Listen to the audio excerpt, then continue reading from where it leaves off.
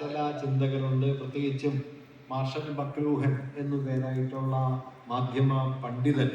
അദ്ദേഹം ഈ ആശയത്തെ അതിൻ്റെ പരമാവധി അകലത്തിലേക്ക് അറ്റത്തേക്ക് കൊണ്ടുപോയി മീഡിയം ഈസ് ദ മെസ്സേജ് എന്നൊരാശയമായി അതിനെ മാറ്റുകയുണ്ടായി. മാധ്യമം തന്നെയാണ് സന്ദേശം. അദ്ദേഹത്തിൻ്റെ വാദഗതി ആകത്തുകയിൽ പറഞ്ഞാൽ ഒരു മാധ്യമം അതിൻ്റെ ഉള്ളടക്കത്തെ തീരുമാനിക്കുന്നുണ്ട്. അച്ചടിയും പത്രമാസികകളും ഉണ്ടാക്കുന്ന ആശയബോധം, അത് നൽകുന്ന ആശയവിനിമയ രീതി, അത് ആ സാങ്കേതികതയോട് ബന്ധപ്പെട്ടതാണ്. ആ സാങ്കേതികത അതിൻ്റെ ഉള്ളടക്കത്തിൽ പരമപ്രധാനമായ പങ്ക് വഹിക്കുന്നു.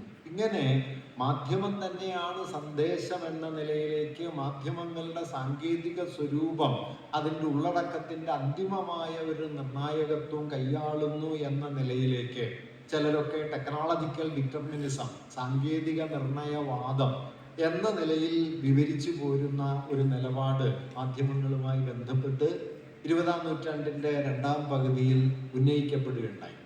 അത്രത്തോളം അതിവാദപരമായി പറയാമോ എന്നതിനെക്കുറിച്ച് സംശയമാണെങ്കിലും ഒരു കാര്യം നമ്മൾ നിശ്ചയമായും ഓർക്കേണ്ടത്, ഒരു മാധ്യമത്തിൻ്റെ സാങ്കേതിക രീതി സംശയരഹിതമായും ആ മാധ്യമം ഉണ്ടാക്കുന്ന അവബോധത്തെ, അത് രൂപപ്പെടുത്തുന്ന ആശയാവലികളെ, അത് സൃഷ്ടിക്കുന്ന പൊതുസമൂഹത്തെ രൂപപ്പെടുത്തുന്നതിൽ വലിയ പങ്ക് വഹിക്കുന്നുണ്ട്.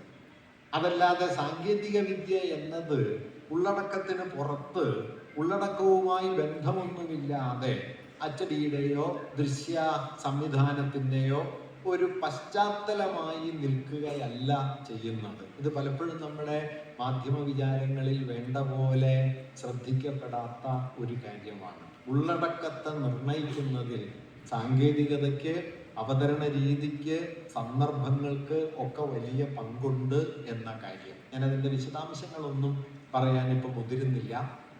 ഇപ്പോൾ അച്ചടിക്ക് മുമ്പ് പൊതുവിൽ മനുഷ്യർ ലോകത്തെ അറിഞ്ഞിരുന്നത് പറഞ്ഞും കേട്ടുമാണ്. അച്ചടിക്ക് മുമ്പും എഴുത്തുണ്ട് എങ്കിലും ചില ലിഖിതങ്ങളായിട്ടോ പേപ്പറസ് ചുരുളുകളിൽ എഴുതി സൂക്ഷിച്ച ചുരുക്കം കാര്യങ്ങളായിട്ടോ, നമ്മുടെ നാട്ടിലാണെങ്കിൽ താളിയോലകളിലോ ഭൂർജപത്രങ്ങളിലോ ഒക്കെ രേഖപ്പെടുത്തിയ ചുരുക്കം സംഗതികളായിട്ടോ ഒക്കെയാണ് എഴുത്ത് നിന്നിരുന്നത്. മനുഷ്യർ ലോകത്തെ അറിയാനും മനസ്സിലാക്കാനും വിവരിക്കാനും ഒക്കെ ആശ്രയിച്ചിരുന്നത് വാമൊഴിയെയാണ്. അത് കേട്ടാണ് ആളുകൾ ലോകത്തെ മനസ്സിലാക്കിയിരുന്നത്. പറഞ്ഞും കേട്ടും മനസ്സിലാക്കുന്ന ലോകം എന്ന് സാമാന്യേന പറയാം. ഓറൽ ട്രഡീഷൻ, വാമൊഴിയുടെ ഒരു പാരമ്പര്യം. ഇങ്ങനെ പറഞ്ഞും കേട്ടും അറിയുന്ന ലോകവും പറഞ്ഞും കേട്ടും മനസ്സിലാക്കുന്ന ലോകവും അച്ചടിയിലൂടെ തെളിഞ്ഞു വരുന്ന ലോകബോധവും തമ്മിൽ മൗലികമായി ധാരാളം വ്യത്യാസങ്ങളുണ്ട്. കുറച്ചൊക്കെ സാങ്കേതികമാണ്.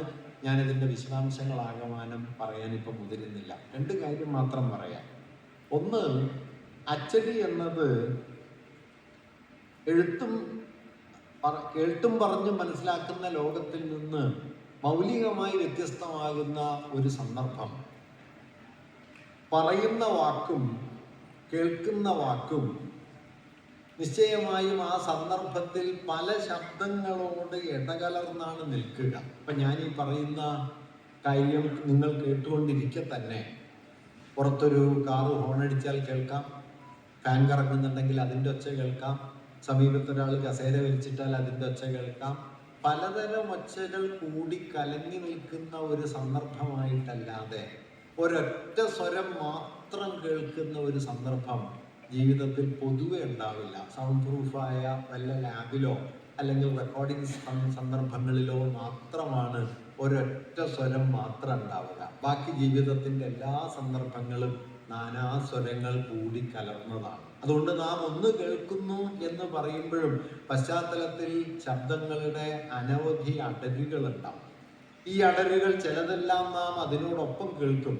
ചിലപ്പോഴാകട്ടെ ഏറ്റവും ഉയർന്നു കേൾക്കുന്ന ശബ്ദത്തേക്കാൾ കൂടുതലായി ഈ പശ്ചാത്തല ശബ്ദം നമ്മൾ കേൾക്കുകയും ചെയ്യും. ഇപ്പോൾ ക്ലാസ്സിൽ കുട്ടികൾ ഇരിക്കുന്ന സമയത്ത് മാഷ് വലിയ ശബ്ദത്തിൽ സംസാരിക്കുന്നുണ്ടാവും, പുറത്ത് വണ്ടി ഹോൺ അടിക്കുന്നതായിരിക്കും അവർ കൂടുതൽ കേൾക്കുക. അങ്ങനെയൊക്കെയാണ് കുട്ടികൾ ക്ലാസ്സിൽ ഇരിക്കുന്നത്. അത് 30 കൊല്ലം പഠിപ്പിച്ചുകൊണ്ട് എനിക്ക് നന്നായിട്ട് അറിയാം. അല്ലാതെ മാഷന്മാർ കരുതി അവർ പറയണ കേട്ടിട്ടാണെന്നാണ്. ആ ഒരു തെറ്റിദ്ധാരണ കൊണ്ടാണ് അവർ ജീവിക്കുന്നത്. വാസ്തവത്തിൽ അങ്ങനെയല്ല. ഈ ശബ്ദങ്ങളുടെ ഒരു കലപ്പുണ്ട്. ശബ്ദങ്ങൾ കൂടിക്കലർന്നാൽ നിൽക്കുക, ഒന്ന് മാത്രമായിട്ട് നിൽക്കില്ല. അതുകൊണ്ട് കേൾക്കുമ്പോൾ കേൾവിയിലും പറച്ചിലിൻ്റെ ഏത് സന്ദർഭത്തിലും സ്വരങ്ങളുടെ ഒരു കലരലുണ്ട്, ഒരു ഫ്ലക്സാണ്, അവ തമ്മിലുള്ള ഒരു കൂടിമറിയൽ ആണ് പറച്ചിലിൻ്റെയും കേൾവിയുടെയും സന്ദർഭം. എന്നാൽ അച്ചടിച്ച ഒരു സന്ദർഭം അങ്ങനെയല്ല. അച്ചടിച്ച് ഒന്ന് വായിക്കുന്ന സമയത്ത് നിങ്ങൾക്ക് അതേ വായിക്കാൻ പറ്റും. അതല്ലാതെ അച്ചടിക്കപ്പെട്ട പലതൊരേ സമയം വായിക്കാൻ പറ്റില്ല. അങ്ങനെ പലതൊരേ സമയം വായിച്ച ആശയങ്ങളെ ഉൾക്കൊള്ളാനും പറ്റില്ല. വളരെ ലളിതമായിട്ട് പറഞ്ഞാൽ, അച്ചടിച്ച ഒരു സാമഗ്രി വായിക്കാൻ തുടങ്ങുമ്പോൾ വായനക്കാരനോ വായനക്കാരിയോ ഒറ്റയ്ക്കൊരാളായി മാറുന്നുണ്ട് എന്നർത്ഥം.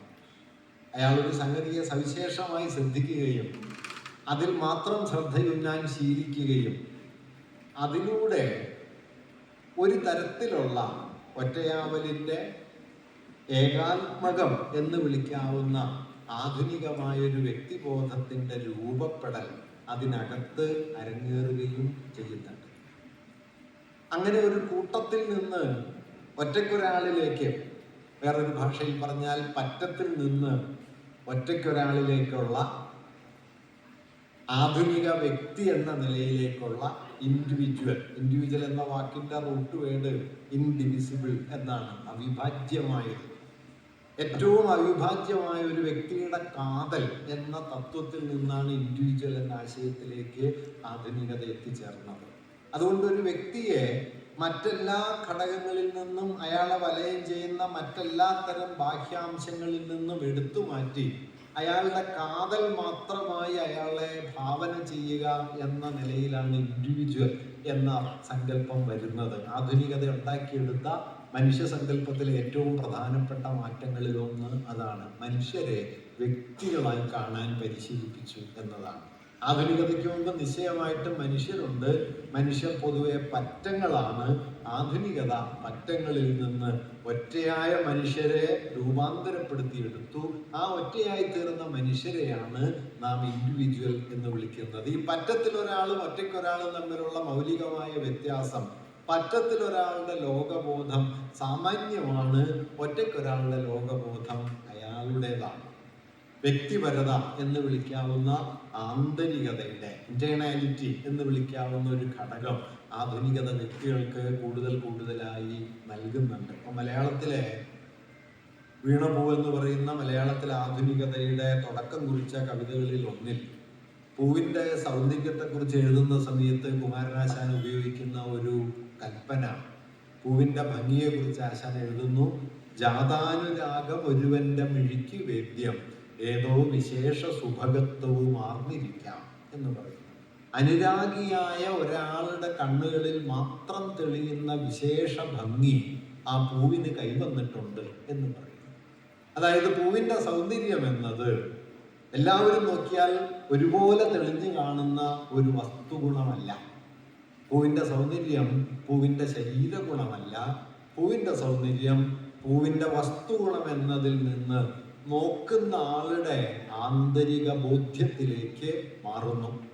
അങ്ങനെ വസ്തുവൽക്കരിക്കപ്പെട്ട ശരീരത്തിനപ്പുറത്ത് നിന്ന് ആന്തരികമായ ഒരു അനുഭൂതി എന്നോ ആന്തരികമായ ഒരു മൂല്യമെന്നോ ഒക്കെ വിളിക്കാവുന്ന ആന്തരികതയുടെ ഒരു മണ്ഡലത്തിലേക്ക് സൗന്ദര്യം എന്ന സങ്കല്പത്തെ എന്തുകൊണ്ട് ആശാൻ മാറ്റി എഴുതുമെന്ന് ചോദിച്ചാൽ, ആധുനിക വ്യക്തിബോധം ഈ ആന്തരികതയെ മുൻനിർത്തിയാണ് വികസിച്ചു വന്നത്. ഈ ആന്തരികത മറ്റെല്ലാറ്റിനെയും വകഞ്ഞു മാറ്റി ഒന്നിലേക്ക് ആഴത്തിൽ ചെന്ന് അതിലാണ്ട് മുഴുകി തനിക്ക് തന്നെ താൻ മാത്രമായ ഒരു അനന്യതയിലേക്ക് കൊണ്ടുപോകുന്ന ഒരു പ്രക്രിയയാണ്. അതിൻ്റെ രൂപപ്പെടുത്തലിൽ ഏറ്റവും വലിയ പങ്കുവഹിച്ച ഘടകങ്ങളിലൊന്നാണ് അച്ചടി. കൂടുതൽ വിശദീകരിക്കേണ്ടതുണ്ട്, സമയക്കുറവുകൊണ്ട് ഞാനിപ്പോൾ അതിലേക്ക് കടക്കുന്നില്ല. മറ്റൊരു അച്ചടിയുടെ സ്വഭാവം എന്താന്ന് വെച്ചാൽ, ടെക്നിക്കലായ ഒരു സവിശേഷത, അച്ചടിയിൽ നിലീനമായിരിക്കുന്ന ഒരു രേഖീയതയുണ്ട്. ഒരേ സമയം പല സ്വരങ്ങൾ, ഒരേ സമയം പല ആശയങ്ങൾ കൂടിക്കലമ്പി നിൽക്കുന്ന ഒന്നാവാൻ അച്ചടിക്ക് കഴിയില്ല. അത് ഒരു വാക്കിന് പിന്നാലെ അടുത്ത വാക്ക്, ഒരു വാക്യത്തിന് പിന്നാലെ അടുത്ത വാക്യം, ഒരു പാരഗ്രാഫിന് പിന്നാലെ അടുത്ത പാരഗ്രാഫ് എന്നിങ്ങനെ കാര്യകാരണബദ്ധമായി ക്രമീകൃതമായി രേഖീയമായി വിന്യസിക്കപ്പെട്ട ആശയങ്ങളുടെ ഒരു ലോകമാണ് അച്ചടിയിലൂടെ നമുക്ക് മുമ്പിലെത്തുക. അതുകൊണ്ട് വായനയിലേക്ക് പ്രവേശിക്കുന്ന സമയത്ത് നാം ഒരു തരത്തിൽ രേഖീയമായ കാര്യകാരണബോധത്തിലേക്ക് കടക്കും. എല്ലാം കൂടി കലങ്ങി നിൽക്കുന്ന ഒരു സ്ഥലത്ത് അതിൻ്റെ നടുക്ക് ശബ്ദമുഖരിതമായ ഒരു ലോകത്ത് നിൽക്കാൻ നമുക്ക് പറ്റില്ല. മറിച്ച് ഒന്നിനു പിറകെ മറ്റൊന്നായി ക്രമമായി വിന്യസിക്കപ്പെട്ട ആശയങ്ങളുടെ ഒരു ലോകമാണ് വായനയിലൂടെ നാം അഭിമുഖീകരിക്കുന്നത്. ഇത് നിശ്ചയമായും വ്യക്തികളുടെ ആന്തരിക യുക്തിബോധത്തിന്റെ ആധാരമായി തീരുകയും ആധുനികത ജന്മം നൽകിയ രേഖീയ യുക്തി, ലീനിയാരിറ്റി എന്ന് പറയുന്ന ഘടകം ഈ അച്ചടിയുമായി കെട്ടുപിണഞ്ഞ് നമ്മുടെ അടിസ്ഥാന ബോധ്യങ്ങളിൽ ഒന്നായി മാറുകയും ചെയ്യും. ഞാൻ പറഞ്ഞു വന്നത് എന്താന്ന് വെച്ചാൽ, അച്ചടി എന്നത് പണ്ട് എഴുതിയിരുന്ന കാര്യങ്ങൾ പണ്ട് പറഞ്ഞും കേട്ടും നമ്മൾ മനസ്സിലാക്കിയ കാര്യം ഇപ്പൊ അച്ചടിച്ചു വന്നിരിക്കുന്നു, അത് നമ്മൾ വായിച്ചു മനസ്സിലാക്കുന്നു എന്ന മട്ടിൽ ഉപരിതലത്തിലുള്ള ഒരു മാറ്റത്തിനപ്പുറം മനുഷ്യാവസ്ഥയെ അടിമുടി മാറ്റാൻ പര്യാപ്തമായ സാങ്കേതികമായ ഒരു വൻ പരിവർത്തനമായിരുന്നു അച്ചടി ഉണ്ടാക്കിയത്. അത് ചെറിയ മാറ്റമൊന്നുമല്ല. ആ മാറ്റം രൂപപ്പെടുത്തിയ മനുഷ്യൻ അതുവരെ ഉണ്ടായിരുന്ന മനുഷ്യനെയല്ല, മനുഷ്യരുടെ പുതിയൊരു മണ്ഡലം, മനുഷ്യാവസ്ഥയുടെ പുതിയൊരു വിചാര സന്ദർഭം അച്ചടിയോടൊപ്പം രൂപപ്പെട്ടു. അതുകൊണ്ടാണ് മക്ലൂഹനെ പോലെയുള്ള ചിന്തകരൊക്കെ അതിനെ ഗുട്ടൻബർഗ് ഗാലക്സി എന്നൊക്കെ വിളിക്കുന്നത്. പുതിയൊരു സൗരയൂഥം പോലെ, പുതിയൊരു ക്ഷീരപഥം പോലെ മനുഷ്യർ പുതിയ ഒരു മണ്ഡലത്തിലേക്ക് വിന്യസിക്കപ്പെട്ട പ്രവൃത്തിയായിരുന്നു അച്ചടിയുടെ വരവ് എന്നൊക്കെ അതേക്കുറിച്ച് പറയുന്നുണ്ട്. ഞാൻ ഇതിൻ്റെ സാങ്കേതിക അംശങ്ങൾ അധികം പറയാൻ മുതിരുന്നില്ല. ഞാൻ പറയാൻ ശ്രമിച്ചൊരു കാര്യം ഇത്രയേ ഉള്ളൂ. ഓരോ സാങ്കേതിക വിദ്യയും, ആശയവിനിമയത്തിന്റെ മണ്ഡലത്തിലെ ഓരോ സാങ്കേതിക വിദ്യയും സാങ്കേതിക വിദ്യയുടെ തലത്തിൽ മാത്രമുണ്ടാകുന്ന മാറ്റങ്ങളാണ് എന്ന് നാം ചുരുക്കി കണ്ടുകൂടാം. സാങ്കേതിക വിദ്യയുടെ മണ്ഡലത്തിലുണ്ടാകുന്ന ഏതു മാറ്റവും അത് പ്രക്ഷേപിക്കുന്ന ആശയങ്ങളിലും ആ ആശയങ്ങൾ ഉണ്ടാക്കുന്ന അവബോധത്തിലും നിർണായകമായ രൂപത്തിൽ ഇടപെടും. അല്ലാതെ ആശയങ്ങൾ പഴയതായി തുടരുകയും അവതരണ രീതി മാറുന്നു, സാങ്കേതികത മാറുന്നു, ബാക്കിയെല്ലാം പഴയത് തന്നെയാണ് എന്ന് കരുതുകയും ചെയ്യുന്നത് ഒട്ടുമേ ശരിയായ ഒരു കാര്യമല്ല. അതുകൊണ്ട് മാധ്യമങ്ങളുടെ തലത്തിൽ സാങ്കേതികമായി ഉണ്ടാകുന്ന മാറ്റങ്ങൾ ടെക്നോളജിയുടെ തലത്തിൽ മാത്രമായിട്ട് അവസാനിക്കില്ല. അത് നമ്മുടെ ബോധമണ്ഡലത്തെ പൊളിച്ചു പണിയും എന്നത് വളരെ പ്രധാനപ്പെട്ട ഒരു കാര്യമാണ്. മാധ്യമ ചർച്ചകൾ ഒരുപക്ഷെ പലപ്പോഴും വേണ്ട പോലെ പരിഗണിക്കാത്ത ഒരു കാര്യവുമാണ്. ഇന്ന് അതെവിടെ എത്തി എന്നതിന് ഞാൻ എളുപ്പം മനസ്സിലാവുന്ന ഒരു ഉദാഹരണം നിങ്ങളോട് പറയാം. നമ്മളടക്കമുള്ള ആളുകളുടെ അറ്റൻഷൻ സ്പാൻ ഇപ്പം എത്രയുണ്ട് എന്ന് വെറുതെ ഒന്ന് ശ്രദ്ധിച്ചാൽ മതി. എത്ര നേരമാണ് ഒരു വിഷയത്തിൽ ശ്രദ്ധാപൂർവം മനസ്സർപ്പിച്ച് തുടർച്ചയായി നമുക്ക് വായിക്കാൻ കഴിയുക, കേൾക്കാൻ കഴിയുക, കാണാൻ കഴിയുക എന്ന് സ്വയം ഒന്ന് പരീക്ഷിച്ചു നോക്കിയാൽ അത് വളരെ വളരെ വളരെ ചുരുങ്ങിയിട്ടുണ്ട് എന്ന് കാണാൻ കഴിയും. അതിന് കാരണം കഴിഞ്ഞൊരു 10 വർഷം പോലും വേണ്ട, 4-5 വർഷങ്ങൾക്കിടയിൽ നമ്മുടെ ജീവിത പരിസരത്തേക്ക് വൻതോതിൽ കടന്നു വന്ന പുതിയ മാധ്യമ അന്തരീക്ഷമാണ്. ഇപ്പം ഞാനൊരു അധ്യാപകൻ എന്ന നിലയ്ക്ക് എൻ്റെ ഒരു പ്രത്യേകമായ കാര്യം ഞാൻ പറയാം. ഞാൻ സിനിമ ചരിത്രം ക്ലാസ്സുകളിൽ പഠിപ്പിക്കുന്നുണ്ടായിരുന്നു. ഇപ്പോൾ സിനിമയുടെ ഉത്ഭവത്തെക്കുറിച്ചും വികാസ പരിണാമങ്ങളെക്കുറിച്ചും പറയുന്നതിൻ്റെ ഭാഗമായിട്ട് അതുമായി ബന്ധപ്പെട്ട ചില ക്ലിപ്പുകളൊക്കെ ഞാൻ കുട്ടികൾക്ക് കാണാനായിട്ട് നൽകിയിരുന്നു. ആദ്യം നൽകിയത് ലൂമിയർ ബ്രദേഴ്സ് 19-ാം നൂറ്റാണ്ട് അവസാനം നിർമ്മിച്ച ആദ്യ സിനിമ എന്നറിയപ്പെടുന്ന ഗാർഡ്നർ എന്ന ഒരു തോട്ടത്തിൽ ഒരാളിങ്ങനെ വെള്ളം നനയ്ക്കുന്ന ഒരു ചിത്രം. ഇത് 45 സെക്കൻഡാണുള്ളത്. മറ്റൊന്ന് ഒരു തീവണ്ടി സ്റ്റേഷനിലേക്ക് ഓടിയെടുക്കുന്ന ഒരു രംഗം. രണ്ടും ഏതാണ്ട് 45 സെക്കൻഡുള്ള ക്ലിപ്പുകളാണ്. അത് ഞാൻ കുട്ടികൾക്ക്, ഇപ്പം എല്ലാവർക്കും ഗ്രൂപ്പുകളുണ്ടല്ലോ, വാട്സപ്പ് ഗ്രൂപ്പുകളുണ്ടല്ലോ, നമ്മുടെ സർവകലാശാല തന്നെ വാട്സപ്പാണല്ലോ, അപ്പോൾ അതിലിടുകയും ഏതാണ്ട് എല്ലാ കുട്ടികളും കാണുകയും ചെയ്തു. തുടർന്ന് ഇതുമായി ബന്ധപ്പെട്ട മറ്റൊരു സംഗതി, എഡിറ്റിങ്ങിൻ്റെ ഒരു അടിസ്ഥാന തത്വം എന്ന നിലയിൽ എഡിറ്റിങ്ങിനെ കുറിച്ച് കുളേഷോവ് എന്ന പേരായിട്ടുള്ള ഒരു റഷ്യൻ സംവിധായകൻ രൂപപ്പെടുത്തിയ വളരെ പ്രധാനപ്പെട്ട ഒരു ആശയം, 2 ഷോട്ടുകൾ തമ്മിൽ ചേർത്ത് വെച്ചാൽ ആ ഷോട്ടുകൾ ചേർന്നിരിക്കുമ്പോൾ ഈ 2 ഷോട്ടുകൾക്കും ഇല്ലാത്ത പുതിയൊരർത്ഥം ഇവ ചേർത്ത് വെക്കുന്നത് വഴി കാഴ്ചക്കാർക്ക് കൈവരും എന്ന് അദ്ദേഹം വിശദീകരിക്കുന്നുണ്ട്. അതിനെയാണ് കുളേഷോവ് എഫക്റ്റ് എന്ന് പറയുന്നത് ഇന്ന് ലോക സിനിമയിൽ ഏറ്റവും കൂടുതൽ അടിസ്ഥാനപരമായി ഉപയോഗിക്കുന്ന ഒരു തത്വമാണ്. അത് വിശദീകരിക്കുന്ന ഒരു ക്ലിപ്പ് ഞാൻ യൂട്യൂബിൽ കണ്ടെത്തുകയും ഏതാണ്ട് 3 മിനിറ്റുള്ള ക്ലിപ്പാണ്. പിന്നെ ഈ കുളേഷോ എഫക്റ്റിനെ കുറിച്ച് വളരെ സമഗ്രമായി വിശദീകരിക്കുന്ന ഏതാണ്ട് 10 മിനിറ്റിൽ താഴെയുള്ള കുറച്ച് വലിയൊരു വീഡിയോ, അത് ഹിച്ച്കോക്ക് എന്നു പേരായ ലോകത്തെ ഏറ്റവും പ്രധാനപ്പെട്ട ചലച്ചിത്രകാരൻ്റെ വീഡിയോ ആണ്. ഇത് രണ്ടും ഞാൻ ഞങ്ങളുടെ ക്ലാസ്സിലെ ഗ്രൂപ്പിൽ പിന്നാലെ എഴുതുകയുണ്ടായി. 20 കുട്ടികളുള്ള ഗ്രൂപ്പിൽ ഒരാൾ പോലും ഇത് കാണുകയുണ്ടായില്ല. 3 മിനിറ്റ് കാണാൻ പ്രയാസമാണ് എന്നാണ് കുട്ടികൾ എന്നോട് പറഞ്ഞത്. 10 മിനിറ്റ് വിട്ടേക്കും. ഇതെന്തുകൊണ്ട് സംഭവിക്കും? ഇത് കുട്ടികൾക്ക് മാത്രമൊന്നുമല്ല കേട്ടോ. നമ്മൾ പണ്ഡിതരാണെന്ന് സ്വയം കരുതുന്നുണ്ടെങ്കിൽ ഒന്ന് ശ്രദ്ധിച്ചാൽ മതി. നിങ്ങളുടെ അറ്റൻഷൻ സ്പാൻ എത്രയുണ്ട്?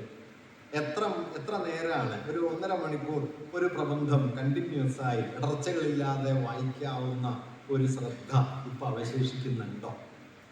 ഒരു 90% പേർക്കും അത് നഷ്ടപ്പെട്ടിട്ടുണ്ട് എന്നാണ് ഞാൻ കരുതുന്നത്. അതാരുടെയും കുറ്റമൊന്നുമല്ല. പുതിയ മാധ്യമ അന്തരീക്ഷം 1 മിനിറ്റും 1/2 മിനിറ്റും അല്ലെങ്കിൽ 2 മിനിറ്റും ഒക്കെയുള്ള വീഡിയോകളായിട്ടും റീലുകളായിട്ടും ഒക്കെ നമ്മുടെ കയ്യിലെ ഫോണിലേക്ക് നിരന്തരം വന്ന് നിറയുകയും ഒന്നിനു പിറകെ മറ്റൊന്നായി അത്തരം റീലുകളുടെ ഷോർട്ട് വീഡിയോകളുടെ കാഴ്ചക്കാരായി മാറുകയും ചെയ്യുന്നതോടെ ആഴത്തിൽ ഒരു വിഷയത്തിൽ മനസ്സർപ്പിച്ച് ഒന്നിൽ തന്നെ ആണ്ട് മുഴുകി ആഴ്ന്നാഴ്ന്ന് പോകാനുള്ള അനുശീലനം നമുക്ക് നഷ്ടമാവുകയും ചെയ്യും. നോക്കൂ, ശ്രദ്ധ എന്നത് സഹജമായി ഉണ്ടാകുന്നതല്ല. ശ്രദ്ധ എന്നത് അനുശീലനം കൊണ്ടുണ്ടാകും. ആ അനുശീലനം വളരെ പ്രധാനമാണ്. ഇപ്പോൾ വാർ ആൻഡ് പീസ് എന്ന നോവല് നിങ്ങൾക്ക് കിട്ടി എന്നതുകൊണ്ട് നിങ്ങൾക്ക് ആ നോവൽ വായിക്കാനൊന്നും പറ്റില്ല.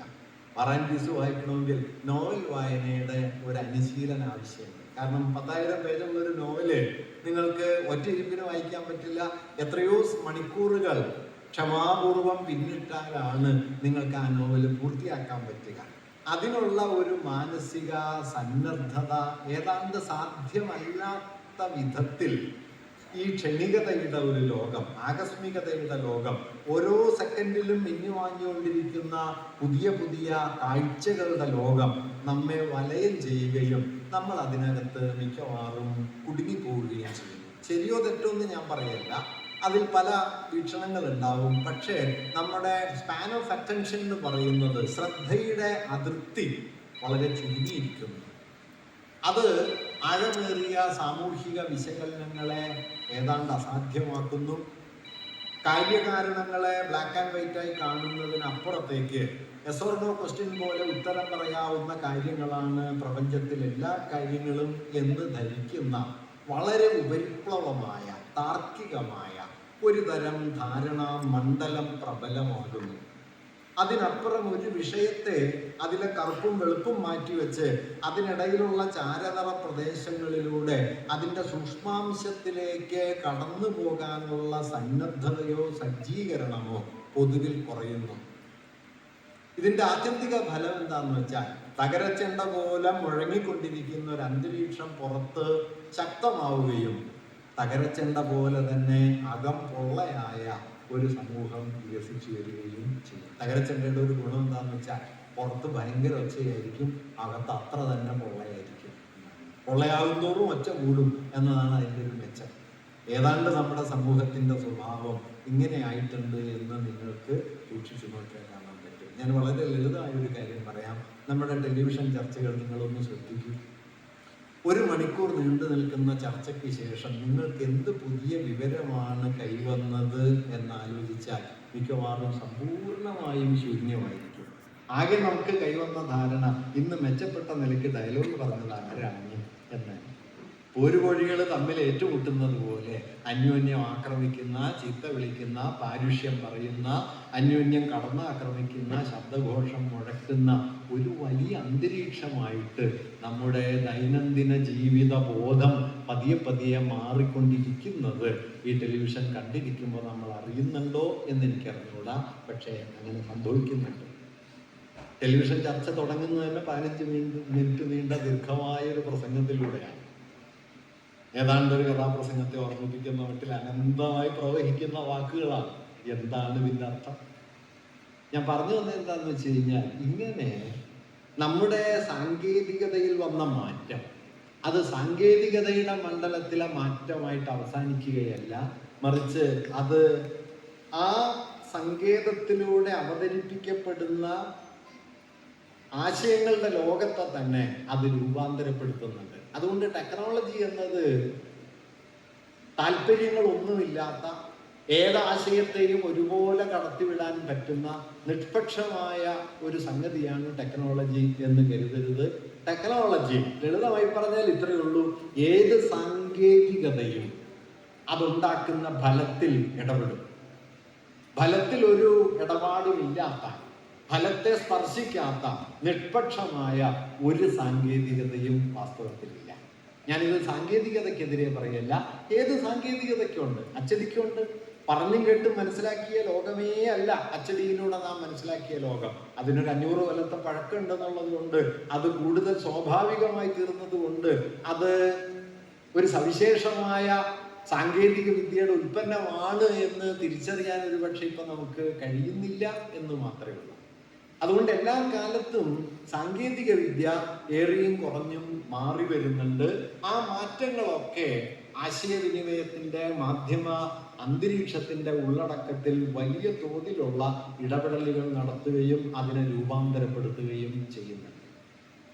കേരളത്തിന്റെ പത്രപ്രവർത്തന ചരിത്രത്തിലെ സവിശേഷമായ ഒരു സന്ദർഭത്തെക്കുറിച്ച് പറഞ്ഞ് നമ്മുടെ വിഷയത്തിലേക്ക് കുറച്ചുകൂടി അടുത്തു വരാൻ പറ്റും. ഈ കാര്യം നിങ്ങൾ മനസ്സിൽ വയ്ക്കണം എന്ന് ഞാൻ അഭ്യർത്ഥിക്കുന്നു. സാങ്കേതികതയും മാധ്യമങ്ങളും തമ്മിലുള്ള ഈ കെട്ടിമറിയൽ 1922 കേരളങ്ങളുടെ എക്കാലത്തെയും വലിയ പത്രാധിപരായിട്ടുള്ള കേസരി ബാലകൃഷ്ണപിള്ള സമദർശി എന്ന പേരിലെ ഒരു പത്രത്തിന്റെ പത്രാധിപരായി. അന്ന് അദ്ദേഹം ഒരു കോളേജ് അധ്യാപകനാണ്. തിരുവനന്തപുരത്തെ വിമൻസ് കോളേജിലെ അധ്യാപകനായിരിക്കുന്ന സമയത്താണ് അദ്ദേഹം വക്കീൽ പരീക്ഷ പാസ്സാവുകയും അല്പകാലം വക്കീൽ ജോലി ചെയ്യുകയും ചെയ്തതിന് ശേഷം സാമൂഹ്യ ജീവിതത്തിൽ ഇടപെടുക എന്ന ലക്ഷ്യത്തോടെ ആ തൊഴിലും വേണ്ടെന്ന് വെച്ച് പത്രാധിപരായി മാറുന്നത്. എങ്കിലും പത്ര ഉടമയും അദ്ദേഹവും തമ്മിലുള്ള അഭിപ്രായ വ്യത്യാസം മൂലം അദ്ദേഹത്തിന് ഏറെക്കാലം തുടരാൻ പറ്റിയില്ല. തിരുവാങ്കൂർ അന്ന് രാജവാഴ്ചയുടെ വലിയ കേന്ദ്രമാണ്. ഇപ്പോഴും തിരുവാങ്കൂർ തിരുവനന്തപുരത്തുനിന്നത് പൂർണ്ണമായിട്ടൊന്നും പോയിട്ടില്ല കേട്ടോ. ഇപ്പോഴും കേരളത്തിൽ ചിലപ്പോൾ പത്രത്തിലൊക്കെ വാർത്ത വരുമല്ലോ, തിരുവാങ്കൂർ മഹാരാജാവ് എന്ന് വരും. ഏത് രാജ്യത്താണെന്ന് എനിക്ക് മനസ്സിലായിട്ടില്ല. എങ്കിലും നമുക്ക് ആ ഇത് ഉപേക്ഷിക്കാൻ പറ്റിയിട്ടില്ല. തിരുവാങ്കൂർ മഹാരാജാവ് എന്നാണ്. ചില മഹാരാജാമാർക്ക് പെൻഷനൊക്കെ ഉണ്ട്, പക്ഷേ മഹാരാജാവ് എന്നാ വിളിക്കാം. കേസരി രാജവാഴ്ചയ്ക്ക് ഭയങ്കര എതിരായിരുന്നു. സ്വദേശാഭിമാനിയും കേസരിയും തമ്മിലുള്ള അടിസ്ഥാന വ്യത്യാസം, സ്വദേശാഭിമാനിയുടെ വിമർശനത്തിന്റെ കേന്ദ്രം ദിവാനായിരുന്നു, കേസരിയുടെ വിമർശനത്തിന്റെ കേന്ദ്രം രാജാവായിരുന്നു. പോകേണ്ടത് ദിവാനല്ല, പോകേണ്ടത് രാജവാഴ്ചയാണ് എന്ന് കേരളത്തിൽ ആദ്യം പറഞ്ഞു തുടങ്ങിയ പത്രാധിപരാണ് കേസരി. അപ്പൊ ഈ രാജാവിനെതിരെയുള്ള കേസരിയുടെ വിമർശനങ്ങൾ ശക്തി ആർജിച്ചു വന്നപ്പോൾ പത്രഉടമ അദ്ദേഹത്തോട് അത് അത്രയും കനത്തിൽ എഴുതരുതെന്ന് പറയുകയും കേസരി പത്ര ആധിപത്യം രാജിവെച്ചു പോവുകയും ചെയ്തു. പിന്നീട് അദ്ദേഹം ചെയ്ത ഒരു കാര്യം, ഏതാണ്ട് 4 കൊല്ലക്കാലം തിരുവിതാംകൂറിലും പിന്നെ സിംഗപ്പൂരും ജാവ, ഇന്തോനേഷ്യയിലെ ചില ഭാഗങ്ങൾ, ഇവിടെ മലായ, അവിടെയൊക്കെ നടന്ന് പണം പിരിച്ച് സ്വന്തം നിലയ്ക്ക് അദ്ദേഹം ഒരു പത്രം ആരംഭിക്കുകയുണ്ടായി. ആ പത്രത്തിന്റെ പേരാണ് പ്രബോധകൻ. 6 ലക്കമാണ് അതാകെ ഇറങ്ങിയത്. 930 ജൂണിലോ മറ്റോ അത് തുടങ്ങി. 6 ലക്കം ഇറങ്ങിയപ്പോഴേക്കും തിരുവനന്തപുരം ഗവൺമെന്റ് അടച്ചു കൂട്ടി. കൂട്ടുന്ന കേസരിക്ക് നന്നായിട്ട് ഉറപ്പുള്ളത് കൊണ്ട് ഈ പത്രം തുടങ്ങിയ സമയത്ത് തന്നെ കൊല്ലത്തുകാരനൊരു കൃഷ്ണപിള്ള മേടിച്ചു വെച്ചിരുന്ന ലൈസൻസ്, കേസരി എന്ന് പേരായ പത്രം നടത്താൻ ഒരു ലൈസൻസ് പെരുന്നാട് കൃഷ്ണപിള്ള എന്ന് പറഞ്ഞ ഒരാൾ മേടിച്ചു വെച്ചിരുന്നു. ആ ലൈസൻസ് കേസരി പണം കൊടുത്ത് സ്വന്തം നിലയിലേക്ക് ട്രാൻസ്ഫർ ചെയ്ത് വാങ്ങിയിരുന്നു. അതുകൊണ്ട് പ്രബോധകൻ അടച്ചുപൂട്ടി പിറ്റേ ആഴ്ച പ്രബോധകന്റെ അതേ കെട്ടിലും മട്ടിലും കേസരി പത്രം പുറത്തിറക്കിക്കൊണ്ടാണ് രാജവാഴ്ചയെ കേസരി വെല്ലുവിളിച്ചത്. സമാനമായ ഒരു സംഭവം ഉണ്ടായത് ആനന്ദബസാർ പത്രിക ബംഗാളി പത്രം നിരോധിച്ച സമയത്ത് പിറ്റേ ദിവസം ഇംഗ്ലീഷിൽ അതേ പത്രം ഇറക്കിയിട്ട് അവിടെ ബ്രിട്ടീഷ് ഭരണകൂടത്തെ വെല്ലുവിളിച്ച ഒരു ചരിത്രം ഇന്ത്യൻ പത്രപ്രവർത്തന ചരിത്രത്തിലുണ്ട്. ഏതാണ്ട് അതിനോട് സദൃശ്യമായ രീതിയിലാണ് കേസരി ചെയ്തത്. ഈ പ്രബോധകന്റെ ആമുഖത്തിൽ ഒന്നാം ലക്കത്തിൻ്റെ പ്രസ്താവനയിൽ കേസരി 2-3 കാര്യങ്ങൾ പറയുന്നുണ്ട്. കേസരി പറയുന്നത് ഇന്നത്തെ നിലയിൽ വളരെ പ്രാധാന്യമുള്ളതാണ്. കേസരി പറയുന്നത് ഉള്ള പത്രങ്ങൾ കൂടുതൽ വലുതാകുന്നതാണോ പുതിയ പത്രങ്ങൾ ഉണ്ടാകുന്നതാണോ നല്ലത് എന്നൊരു ചോദ്യം ഇന്ന് ധാരാളമായി ഉയർന്നു വരുന്നുണ്ട്. പത്രങ്ങളുടെയും പത്രജീവനക്കാരുടെയും മെച്ചത്തിന് നല്ലത് നിലവിലുള്ള പത്രങ്ങൾ ശക്തിപ്പെടുന്നതാണ് എന്ന ഒരു വീക്ഷണമാണ് ഇപ്പോൾ പ്രബലമായിട്ടുള്ളത്. കേസരി പിന്നാലെ എഴുതുന്നത് പക്ഷേ ഞങ്ങൾ അതിനോട് യോജിക്കുന്നില്ല. അതിന് അദ്ദേഹം പ്രധാനമായി പറഞ്ഞ ഒരു കാരണം, ഉള്ള പത്രങ്ങൾ ശക്തിപ്പെടുന്നതോടെ, പത്രങ്ങൾ ഭീമാകാരമായ സ്ഥാപനങ്ങളായി മാറുന്നതോടെ പത്രം പ്രാഥമികമായി ഒരു വിപണി വസ്തുവായി തീരുകയും കമ്പോളത്തിൻ്റെ താല്പര്യങ്ങൾക്ക് കീഴ്പ്പെടുന്ന ഒരു കച്ചവട വസ്തുവിൻ്റെ സ്വഭാവം അതിന് കൈവരുകയും ചെയ്യും. അതുകൊണ്ട് പത്രം നിർവഹിക്കേണ്ട അടിസ്ഥാന ദൗത്യം നിർവഹിക്കാൻ അത് പത്രത്തിന് തടസ്സമായി തീരും.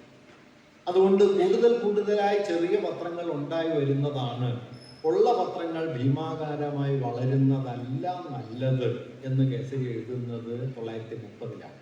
ഇപ്പൊ 100 കൊല്ലാകാൻ പോകുന്നു. അന്ന് കേരളത്തിൽ ഏതെങ്കിലും ഒരു മാധ്യമ ഭീമനില്ല. ലോകത്ത് തന്നെ മാധ്യമങ്ങളെ വിഴുങ്ങിയതുപോലെ, മൂലധനം ഇന്ന് വിഴുങ്ങിയതുപോലെയുള്ള മാധ്യമ ആധിപത്യമൊന്നുമില്ല. പക്ഷേ മൂലധനം മാധ്യമത്തിൽ പിടിമുറുക്കിയാൽ എന്താണ് മാധ്യമത്തിന് സംഭവിക്കുക എന്ന് മലയാളികളോട് ആദ്യം പറഞ്ഞത് കേസരി ബാലകൃഷ്ണപിള്ളയാണ്. ഇതൊരു കച്ചവട വസ്തുവായി തീരുന്നതോടെ ഇതിന് പത്രദൗത്യം നിറവേറ്റാൻ കഴിയാതെ വരും എന്ന്. അതുകൊണ്ട് തങ്ങൾ പുതിയ പത്രങ്ങളുടെ വരവിനെയാണ് പിന്തുണയ്ക്കുന്നത് എന്ന് അദ്ദേഹം പറഞ്ഞു. രണ്ടാമത് അദ്ദേഹം അതിൽ പറഞ്ഞ കാര്യം, വാർത്താ വിതരണമാണോ വാർത്താ വിശകലനമാണോ പ്രധാനം എന്നൊരു ചോദ്യവും ഉന്നയിക്കപ്പെടുന്നുണ്ട്. ഇംഗ്ലീഷ് പത്രങ്ങൾ വാർത്താ വിതരണത്തെയാണ് പ്രധാനമായി കാണുന്നത്. ഫ്രഞ്ച് പത്രങ്ങളാകട്ടെ വാർത്താ വിതരണത്തെക്കാൾ വാർത്താ വിശകലനത്തിനാണ് ഊന്നൽ നൽകുന്നത്. ഫ്രഞ്ച് പത്രങ്ങളുടെ മാതൃകയാണ് ഞങ്ങൾ സ്വീകരിക്കാൻ തുടങ്ങുന്നത്. പിന്നാലെ അദ്ദേഹം എഴുതുന്നത്, വാർത്താ വിതരണത്തിന് പ്രാധാന്യം നൽകുന്നത് പത്രത്തിന്റെ പ്രചാരം വർദ്ധിപ്പിക്കാൻ കൂടുതൽ സഹായകമാകുമെങ്കിലും അത് പത്രത്തിന്റെ അടിസ്ഥാന ദൗത്യം നിറവേറ്റുന്നതിന് അത്രയൊന്നും ഉപയുക്തമല്ല. അതായത് ഓരോ പഞ്ചായത്തിലെയും പൊട്ടും പൊടിയും കണ്ടുപിടിച്ച് അത് ആ പഞ്ചായത്തിൽ അച്ചടിച്ച് എത്തിച്ച് അവിടുത്തെ ആളുകളെ കൊണ്ട് അത് വായിപ്പിച്ച് അപ്പുറത്തെ പഞ്ചായത്തിൽ എന്ത് നടക്കുന്നു എന്നറിയണമെങ്കിൽ അവിടെ പോയി വായിക്കണം എന്ന മട്ടിലുള്ള നമ്മുടെ കാലത്തെ പത്രപ്രവർത്തന രീതി വികസിക്കുന്നതിന് വളരെ മുമ്പ് തന്നെ കേസരി മുമ്പോട്ട് വെച്ച കാഴ്ചപ്പാട് വാർത്താ വിതരണമല്ല, വാർത്താ വിശകലനമാണ് പത്രത്തിന്റെ അടിസ്ഥാന ദൗത്യം. ഇന്ന് നമ്മൾ കാണുന്ന 24 മണിക്കൂറും പ്രവർത്തിക്കുന്ന അനവധി ചാനലുകൾ, 24 മണിക്കൂർ പ്രവർത്തിക്കുന്ന വാർത്താ ചാനലുകൾ, ഈ വാർത്താ ചാനലുകൾക്ക് അനുനിമിഷം വാർത്ത കൊടുക്കാൻ പാകത്തിന് നമ്മുടെ നാട്ടിൽ പ്രത്യേകിച്ച് ഒന്നും സംഭവിക്കുന്നില്ല. ഈ എല്ലാ ദിവസവും ബ്രേക്കിംഗ് വാർത്തകൾ കൊടുക്കണമെങ്കിൽ അതിനനുസരിച്ച് എന്തെങ്കിലും ഉണ്ടാവണമല്ലോ. ഇല്ലാണ്ടാവുമ്പോൾ എന്ത് പറ്റുന്നു വെച്ച് കഴിഞ്ഞാൽ യാതൊരു പ്രസക്തിയുമില്ലാത്ത അസംബന്ധത്തിന്റെ വക്കോളം എത്തുന്ന കാര്യങ്ങളെ വാർത്തകളാക്കുകയും ഇതെന്തോ പ്രധാനപ്പെട്ട കാര്യമാണ് എന്ന വ്യാജമായ പ്രതീതി അനുനിമിഷം സൃഷ്ടിക്കുകയും അതുവഴി അടിസ്ഥാനപരമായ സാമൂഹിക പ്രശ്നങ്ങൾ ഏതാണ്, ഉപരിപ്ലവമായ കൗതുക കാഴ്ചകൾ ഏതാണ്, അസംബന്ധങ്ങൾ ഏതാണ് എന്നൊന്നും തിരിച്ചറിയാൻ കഴിയാത്ത ഒരു പൊള്ള ആൾക്കൂട്ടം ഉണ്ടായി വരികയും ചെയ്യും. ഈ പൊള്ള ആൾക്കൂട്ടം ഇന്ന് കേരളത്തിന്റെ സാമൂഹിക യാഥാർത്ഥ്യമാണ് എന്നാണ് ഞാൻ പറയുന്നത്. തൃശ്ശൂർ പൂരത്തിൽ അന്ന് മുടങ്ങിയപ്പോൾ സുരേഷ് ഗോപി ആംബുലൻസിലാണ് വന്നിറങ്ങിയത് എന്ന് മിക്കവാറും നമുക്കൊക്കെ അറിയണ്ടാവും. ഹങ്കർ ഇൻഡെക്സിൽ ഇന്ത്യയുടെ സ്ഥാനം എത്രയാണ് എന്ന് മിക്കവാറും അറിയണ്ടാവില്ല. എന്താണ് പ്രധാനം എന്താണ് അപ്രധാനം എന്നതിനെ കുറിച്ചുള്ള എല്ലാ വകതിരിവുകളും അവസാനിച്ചു. അനുനിമിഷം വാർത്ത ഉണ്ടാക്കാൻ ശ്രമിക്കുന്നതോടെ എന്തും വാർത്തയായി തീരുകയും അസംബന്ധങ്ങളൊക്കെ ആഘോഷപൂർവ്വം വരവേൽക്കുന്ന സ്ഥിതി ഉണ്ടാവുകയും ചെയ്യും. ഇനി TV തുറക്കുമ്പോൾ ബ്രേക്കിംഗ് ന്യൂസ് എന്ന് പറഞ്ഞ ന്യൂസിലേക്ക് ഒന്ന് ശ്രദ്ധാപൂർവ്വം നോക്കിയിട്ട് ഇതിൽ ന്യൂസ് എന്തെങ്കിലും ഉണ്ടോ എന്നൊന്ന് ആലോചിക്കണം. 10-ൽ 9 എണ്ണത്തിലും ഒന്നും ഉണ്ടാവില്ല. മറിച്ച് ഈ 24 മണിക്കൂർ 3 കോടി മനുഷ്യരുള്ളൊരു പ്രദേശത്ത് 24 മണിക്കൂറും പ്രവർത്തിക്കാൻ പറ്റുന്ന വാർത്ത ഉണ്ടാക്കിയെടുക്കുക സ്വാഭാവികമായി സാധ്യമല്ല. കൃത്രിമമായി ഉണ്ടാക്കണം. പണ്ട് നമ്മുടെ എഞ്ചിനീയറിംഗ് കോളേജ് തുടങ്ങിയ സമയത്തുള്ള ഒരു പ്രശ്നമാണ്. 60,000 സീറ്റുകൾ ഉണ്ടായിരുന്നു അന്ന് കേരളത്തിൽ. നമ്മുടെ എ കെ ആന്റണി മുഖ്യമന്ത്രിയായിരുന്ന സമയത്ത് എഞ്ചിനീയറിംഗ് കോളേജുകൾ അനുക്ഷണം ഇങ്ങനെ തുടങ്ങിക്കൊണ്ടിരുന്നില്ല. 60,000 സീറ്റുകൾ. ഈ 60,000 സീറ്റുകളിൽ നിന്ന് പുറത്തു വരുന്ന എഞ്ചിനീയർമാർ ഈ നാട്ടിൽ എന്താണ് ചെയ്യാന്ന് ഒരാളും ആലോചിച്ചില്ല. ഒന്നാം തരം കുട്ടികളെ ആട്ടിത്തെളിയിച്ച് ഈ നാലാംകിട സ്ഥാപനങ്ങളിൽ എത്തിച്ച് അവർ പഠിച്ച് അവരുടെ വിദ്യാഭ്യാസവും അവരുടെ ഭാവിയും മൊത്തം പാഴാക്കി. ഞാൻ യാത്ര ചെയ്യുന്ന ട്രാൻസ്പോർട്ട് ബസ്സിലെ കണ്ടക്ടർ ഒരു ബിടെക്കുകാരനാണ്. ആ ജോലിയുടെ അടിസ്ഥാന യോഗ്യത 10ാം ക്ലാസ്. ഈ നിലയിലേക്ക് ഒരു സമൂഹത്തിന് ആവശ്യമുള്ള വൈദഗ്ധ്യം എന്താണ്, അതെത്ര വേണം എന്ന് യാതൊന്നും നോക്കാതെ ഇമാതിരിയുള്ള സ്ഥാപനങ്ങൾ കെട്ടഴിച്ചു വിട്ട് ഒരു തലമുറയുടെ ബൗദ്ധിക ശേഷിയെ മുഴുവൻ പാഴാക്കിയ പണിയായിരുന്നു വാസ്തവത്തിൽ അന്ന് നടന്ന എഞ്ചിനീയറിംഗ് വിപ്ലവം. ഇന്ന് മിക്കവാറും എല്ലാം അടച്ചുകൂട്ടി. ഞങ്ങളുടെ നാട്ടിലൊരു കോളേജ് ജപ്തിക്ക് ഉത്തരവായിട്ടുണ്ട്. കടമെടുത്തിട്ട് കുട്ടികളവിടെ പഠിക്കുന്നുണ്ട് കേട്ടോ. അപ്പൊ ജപ്തി വരുന്നവരെ തടയാന്നുള്ളതാണ് ഇപ്പൊ കുട്ടികളുടെ ജോലി. പഠിക്കലല്ല, സ്ഥാപനം പിടിച്ചോണ്ട് പോകാൻ സമ്മതിക്കില്ല. ബാങ്കിൽ നിന്ന് ലോൺ എടുത്തിട്ട് അടച്ചിട്ടില്ല. ഏത് പരുവത്തിലേക്ക് ഇത് എത്തിച്ചേർന്നു എന്നതുപോലെ വാർത്തകളെ അനുനിമിഷം സൃഷ്ടിക്കാൻ ശ്രമിച്ചുകൊണ്ടിരുന്നു കഴിഞ്ഞാൽ അതിനുള്ള വാർത്ത ഉണ്ടാവാതിരിക്കുമ്പോൾ വാർത്ത ഉണ്ടാക്കുക എന്നുള്ളത് പ്രധാനമായി തീരും. അത് അപ്രധാനമേത് പ്രധാനമേത് എന്ന ഭേദഗതികളൊന്നുമില്ലാതെ വ്യത്യാസങ്ങളൊന്നുമില്ലാതെ ഭീമാകാരമായൊരു ശബ്ദഘോഷത്തെ സൃഷ്ടിക്കുന്ന ഒരു അസംബദ്ധ നാടകമായിട്ട് നമ്മുടെ വാർത്താമണ്ഡലത്തെ മാറ്റിത്തീർക്കും. ഇതാണ് കേസരി പറഞ്ഞ ഒരു കാര്യം. വാർത്താ വിതരണമല്ല, വാർത്താ വിശകലനമാണ് പത്രങ്ങൾ ചെയ്യുന്നത്. ഒരു വാർത്തയിൽ നിന്ന് ബഹുജനങ്ങളെ, പൊതുസമൂഹത്തെ അടിസ്ഥാനപരമായി ചില പുതിയ അറിവുകളിലേക്ക് കൊണ്ടുപോകണം. അതിനൊരു ഉദാഹരണം ഞാൻ കേസരി തന്നെ ചെയ്തു വെച്ച് പറയാം. തിരുവാങ്കൂർ നിയമസഭയിലെ പ്രജാസംബ്ലിയിലെ ഒരു പ്രമേയം വന്നു. ആ പ്രമേയത്തിൽ ആവശ്യപ്പെട്ടത് ഇത്രയേ ഉള്ളൂ: വധശിക്ഷയിൽ നിന്ന് സ്ത്രീകളെ ഒഴിവാക്കണം. കേസരിയാണ് കേരളത്തിൽ ആദ്യമായി നിയമസഭയിൽ ചെന്ന്, അന്ന് ശ്രീമൂലം പ്രജാസംബ്ലിയാണ് ഇന്നത്തെ നിയമസഭയുടെ അന്നത്തെ രൂപം. ആ നിയമസഭയിൽ നേരിട്ട് ഹാജരായി അവിടെ നടക്കുന്ന ചർച്ചകളും അവതരണങ്ങളും ശ്രദ്ധിച്ച് അത് റിപ്പോർട്ട് ചെയ്യുക. നിയമസഭാ റിപ്പോർട്ടിംഗ് എന്ന സംവിധാനം കേരളത്തിൽ ആദ്യമായി നടപ്പിലാക്കുന്നത് കേസരി ബാലകൃഷ്ണപിള്ളയാണ്. അദ്ദേഹം പത്രാധിപരായിരുന്ന പത്രത്തിൽ. പ്രജാസംബ്ലിയിൽ ഈ ഒരു വാർത്ത വരും, ഈ ഒരു നിവേദനം വരുന്നു: സ്ത്രീകളെ വധശിക്ഷയിൽ നിന്ന് ഒഴിവാക്കണം. ആ പ്രമേയം അവതരിപ്പിച്ചു. അത് ചർച്ചയ്ക്ക് എടുത്തു. കാര്യമായ ചർച്ചയൊന്നും വന്നില്ല. അത് തള്ളിക്കളയുകയും ചെയ്തു.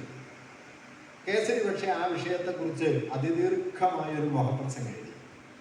ആ മുഖപ്രസംഗം ഇന്ന് നിങ്ങൾ വായിച്ചു നോക്കിക്കഴിഞ്ഞാൽ വധശിക്ഷ എന്ന ശിക്ഷാരീതിക്കെതിരെ അതെന്തുകൊണ്ട് തെറ്റാണ്, അസ്വീകാര്യമാണ് എന്നതിനെ കുറിച്ച് മലയാളത്തിൽ കഴിഞ്ഞ ഒരു നൂറ്റാണ്ടിനിടയിൽ എഴുതപ്പെട്ട ഏറ്റവും മികവുറ്റ പഠനം ആ മുഖപ്രസംഗമാണ്. വാസ്തവത്തിൽ 5 സെന്റിമീറ്റർ വലിപ്പമുള്ളൊരു വാർത്തയിൽ അവസാനിക്കാവുന്ന കാര്യമാണ്. ഇന്ന പ്രമേയം വന്നു, തള്ളിക്കളഞ്ഞു. കേസരി അങ്ങനെയല്ല ചെയ്തു. കേസരി ആ പ്രമേയത്തിൽ നിന്ന് തൻ്റെ ചർച്ച ആരംഭിക്കുന്നു. എന്താണ് ശിക്ഷ? ശിക്ഷയുടെ താല്പര്യങ്ങൾ എന്താണ്? കേസരി അതിൽ പറയുന്നത്, ശിക്ഷയ്ക്ക് പല താല്പര്യങ്ങളുണ്ട് പല കാലങ്ങളിൽ. പ്രാകൃത സമൂഹങ്ങൾ ശിക്ഷയെ പ്രതികാരമായിട്ടാണ് കണ്ടിരുന്നത്. പ്രതികാരബോധം കൊണ്ട് ശിക്ഷയെ സങ്കല്പിക്കും. കട്ടവന്റെ കൈവെട്ടുക, കൊന്നവനെ കൊല്ലുക, എല്ലാ കുറ്റത്തിനും തത്തുല്യമായ പ്രതികാരം ചെയ്യുക. ഇത് ശിക്ഷയുടെ ഏറ്റവും പ്രാകൃതമായ ഒരു രീതിയാണ്. ആ രീതി പ്രാചീന സമൂഹങ്ങളിൽ ശക്തമായിട്ടുണ്ടായിരുന്നു. ആധുനിക സമൂഹങ്ങളുടെ ശിക്ഷാരീതിയുടെ പിന്നിലെ അടിസ്ഥാന യുക്തി പ്രതികാരമാകരുത്. നിർഭാഗ്യവശാൽ നമ്മുടെ കാലത്ത് ഈ പ്രതികാരബോധം കൂടി വരികയാണ്. മിക്കവാറും എല്ലാത്തിനും വധശിക്ഷ വിധിക്കണം എന്ന് വാദിക്കുന്ന ആളുകളാണ് ചുറ്റുവട്ടത്തെല്ലാം ഉള്ളത്. വധശിക്ഷ കൊണ്ട് ഈ ലോകം എന്തോ നേരെയാവും എന്നാണ്. വധശിക്ഷ ഉള്ള രാജ്യങ്ങൾ നോക്കിക്കോളൂ കേട്ടോ. ഇന്ത്യയിലുണ്ട്, അമേരിക്കയിലുണ്ട്, ലോകത്തെ അപൂർവം രാജ്യങ്ങളിൽ ഇപ്പോഴും വധശിക്ഷയുണ്ട്. കുറ്റത്തിനൊന്നും ഒരു കുറവില്ല. കുറ്റമില്ലാത്ത രാജ്യങ്ങളുണ്ട്, സ്കാൻഡിനേവിയൻ രാജ്യങ്ങളുണ്ട്, അല്ലെങ്കിൽ അതുപോലെ സന്തോഷപൂർവ്വം മനുഷ്യർ ജീവിക്കുന്ന രാജ്യമുണ്ട്. അത് വധശിക്ഷ കൊണ്ടല്ല, ജീവിതാവശ്യങ്ങൾ നിറവേറ്റപ്പെടുന്നു എന്നതുകൊണ്ടാണ്. ഇതിന് പകരം വധശിക്ഷ, അപ്പൊ കേസരി പറഞ്ഞത് പ്രാകൃതമായൊരു രീതിയാണ്. രണ്ടാമത്തെ കാര്യമായിട്ട് അദ്ദേഹം പറഞ്ഞത്, ശിക്ഷയുടെ രണ്ടാമത്തെ ഒരു പ്രേരണ എന്ന് പറയുന്നത് നഷ്ടപരിഹാരം. ഒരു കുറ്റം കൊണ്ട് എന്താണോ നഷ്ടമുണ്ടാകുന്നത് ആ നഷ്ടത്തിന് തത്തുല്യമായ പരിഹാരം കുറ്റവാളിയിൽ നിന്ന് ഈടാക്കുക. ഇപ്പോഴും നമ്മുടെ വിധിന്യായങ്ങളിൽ കാണാൻ പറ്റും, 1,00,000 രൂപ പിഴ അടയ്ക്കണം എന്ന് പറയും. അത് നഷ്ടപരിഹാര രീതിയാണ്. കുറ്റവാളിയിൽ നിന്ന് കുറ്റത്തിന്റെ നഷ്ടം പണമായിട്ടോ മറ്റു നിലയ്ക്കോ വസൂലാക്കുക എന്നതാണ്. കേസിൽ പറയുന്നൊരു കാര്യം, ഇത് രണ്ടും ഒരാധുനിക സമൂഹം ശിക്ഷയായി സ്വീകരിച്ചുകൂടാ. എന്തുകൊണ്ട്? ഒരാൾ കുറ്റവാളിയായി തീരുന്നത് മഹാഭൂരിപക്ഷം സന്ദർഭങ്ങളിലും കുറ്റവാളിയാകാനുള്ള അയാളുടെ വ്യക്തിഗതമായ താല്പര്യം കൊണ്ടല്ല. സാമൂഹികമായ സമ്മർദ്ദങ്ങൾ, സമുദായ ജീർണത, നമ്മുടെ നീതിന്യായ നടപ്പിലെ പോരായ്മകൾ, ഇതെല്ലാം ചേർന്നാണ് 100% ആളുകളെയും കുറ്റകൃത്യത്തിലേക്ക് എത്തിക്കുന്നത്. അതല്ലാതെ അവരുടെ വ്യക്തിപരമായ പോരായ്മ കൊണ്ടല്ല. ഇപ്പൊ കേസിൽ പറഞ്ഞത്, സമൂഹത്തിന്റെ തകരാറ് കൊണ്ട് ഒരാൾ കുറ്റവാളിയായി തീരുകയും പക്ഷെ കുറ്റകൃത്യത്തിന്റെ ഉത്തരവാദി അയാൾ മാത്രമാണ് എന്ന് കരുതി അയാളെ ശിക്ഷിക്കുകയും ചെയ്യുമ്പോൾ എന്താണ് സംഭവിക്കുന്നത്? സ്വന്തം കുറ്റത്തിന് മറ്റൊരാളെ പ്രതിയാക്കി സമൂഹം രക്ഷപ്പെടുകയാണ്, കൈകഴുകുകയാണ് ചെയ്യുന്നത്. ഇത് തികഞ്ഞ അന്യായമാണ്. അതുകൊണ്ട് കുറ്റവാളിയായ ആളെ ശിക്ഷിക്കുമ്പോൾ അത് പരിഷ്കരണം എന്ന ലക്ഷ്യത്തിൽ മാത്രമേ ഉന്നാവൂ. പ്രതികാരമോ നഷ്ടപരിഹാരമോ പോലുള്ള തത്വങ്ങൾ ഈ ശിക്ഷയെ സംബന്ധിക്കുന്ന ആധുനിക സമീപനത്തിന്റെ അടിസ്ഥാനമാകാനേ പാടില്ല. അതുകൊണ്ട് വധശിക്ഷയിൽ നിന്ന് സ്ത്രീകളെ ഒഴിവാക്കണമെന്നല്ല, വധശിക്ഷ എന്ന പ്രാകൃതമായ രീതി എന്നേക്കുമായി അവസാനിപ്പിക്കുകയാണ് വേണ്ടത്. കേസരി എഴുതി അതിദീർഘമായ പ്രസംഗത്തിന്റെ സംഗ്രഹമാണ്, മുഖപ്രസംഗത്തിന്റെ സംഗ്രഹമാണ് ഞാൻ പറയുന്നത്. അത് നിങ്ങൾക്ക് എപ്പോഴെങ്കിലും കൈവന്നാൽ വായിച്ചു നോക്കണം. 100 കൊല്ലം എഴുതിയിരിക്കുന്നു അതിന്. എങ്കിലും ഇപ്പോഴും വധശിക്ഷയെക്കുറിച്ച് അത്രയും കാതലുള്ള ഒരു എതിർവാദം മലയാളത്തിൽ ഉണ്ടായിട്ടില്ല. എങ്ങനെയാണ് ഒരു വാർത്തയെ സാമൂഹ്യ വിജ്ഞാനത്തിന്റെ അടിത്തറയാക്കി മാറ്റുന്നത് എന്നതിന് മലയാളം നൽകിയ ക്ലാസിക് ഉദാഹരണമാണ് കേസരിയുടെ ഈ എഴുത്ത്. 5 സെന്റിമീറ്ററിൽ അവസാനിക്കാവുന്ന ഒരു വാർത്തയിൽ നിന്ന് മനുഷ്യരുടെ അടിസ്ഥാന പ്രകൃതങ്ങളെ സംബന്ധിച്ചും ആധുനിക സമൂഹത്തിന്റെ ഭരണ നിർവഹണത്തെക്കുറിച്ചും നിയമം എന്ന സങ്കല്പത്തെക്കുറിച്ചും ഒക്കെയുള്ള വലിയ വലിയ ചോദ്യങ്ങളിലേക്ക് കേസരി ആ പ്രശ്നത്തെ കൊണ്ടുപോവുകയുണ്ടായി. ഇതിനെയാണ് അദ്ദേഹം വാർത്താ വിതരണമല്ല, വാർത്താ വിശകലനമാണ് പ്രധാനം എന്ന് പറഞ്ഞത്. നിർഭാഗ്യവശാൽ അദ്ദേഹം മുമ്പോട്ട് വച്ച പത്രപ്രവർത്തനത്തിന്റെ അടിസ്ഥാനപരമായ 2 തത്വങ്ങളും നമ്മുടെ ഭാവി പത്രജീവിതത്തിൽ കാര്യമായി നിലനിന്നില്ല. പത്രങ്ങളെ മൂലധനം പടിപടിയായിട്ട് വിഴുങ്ങി. പടിപടിയായ മൂലധനത്തിന് കീഴ്പ്പെട്ട പത്രങ്ങൾ കമ്പോളത്തിന്റെ താല്പര്യങ്ങൾക്കും പിന്നെ മൂലധന നടത്തിപ്പുകാരുടെ താല്പര്യങ്ങൾക്കും വിധേയമായി തുടങ്ങി. ആദ്യം അത് പരസ്യക്കാരെ പ്രീണിപ്പിക്കുന്ന നിലയിലായിരുന്നുവെങ്കിൽ പിന്നെ കഴിഞ്ഞ ഒരു 10-20 വർഷം കൊണ്ട് ലോകത്തെ ഏറ്റവും വലിയ ധനക്കുത്തകകൾ, ലോകത്തെ മിക്കവാറും മാധ്യമങ്ങളുടെ ഉടമാവകാശം കൈയാളി കഴിഞ്ഞു എന്നതാണ് യാഥാർത്ഥ്യം. റിലയൻസ് ഇന്ത്യയിലെ മാധ്യമ മണ്ഡലത്തിന്റെ 60-70% മുകളിൽ ഉടമാവകാശമുള്ള ഒരു ധനക്കുത്തകയാണ്. അതുകൊണ്ട് റിലയൻസിന്റെ സമീപനത്തിനെതിരായ അല്ലെങ്കിൽ അവർ മുമ്പോട്ട് വയ്ക്കുന്ന മൂലധന കേന്ദ്രീകരണത്തിനെതിരായ ഒരു വിമർശനവും വരികയുണ്ടാവില്ല.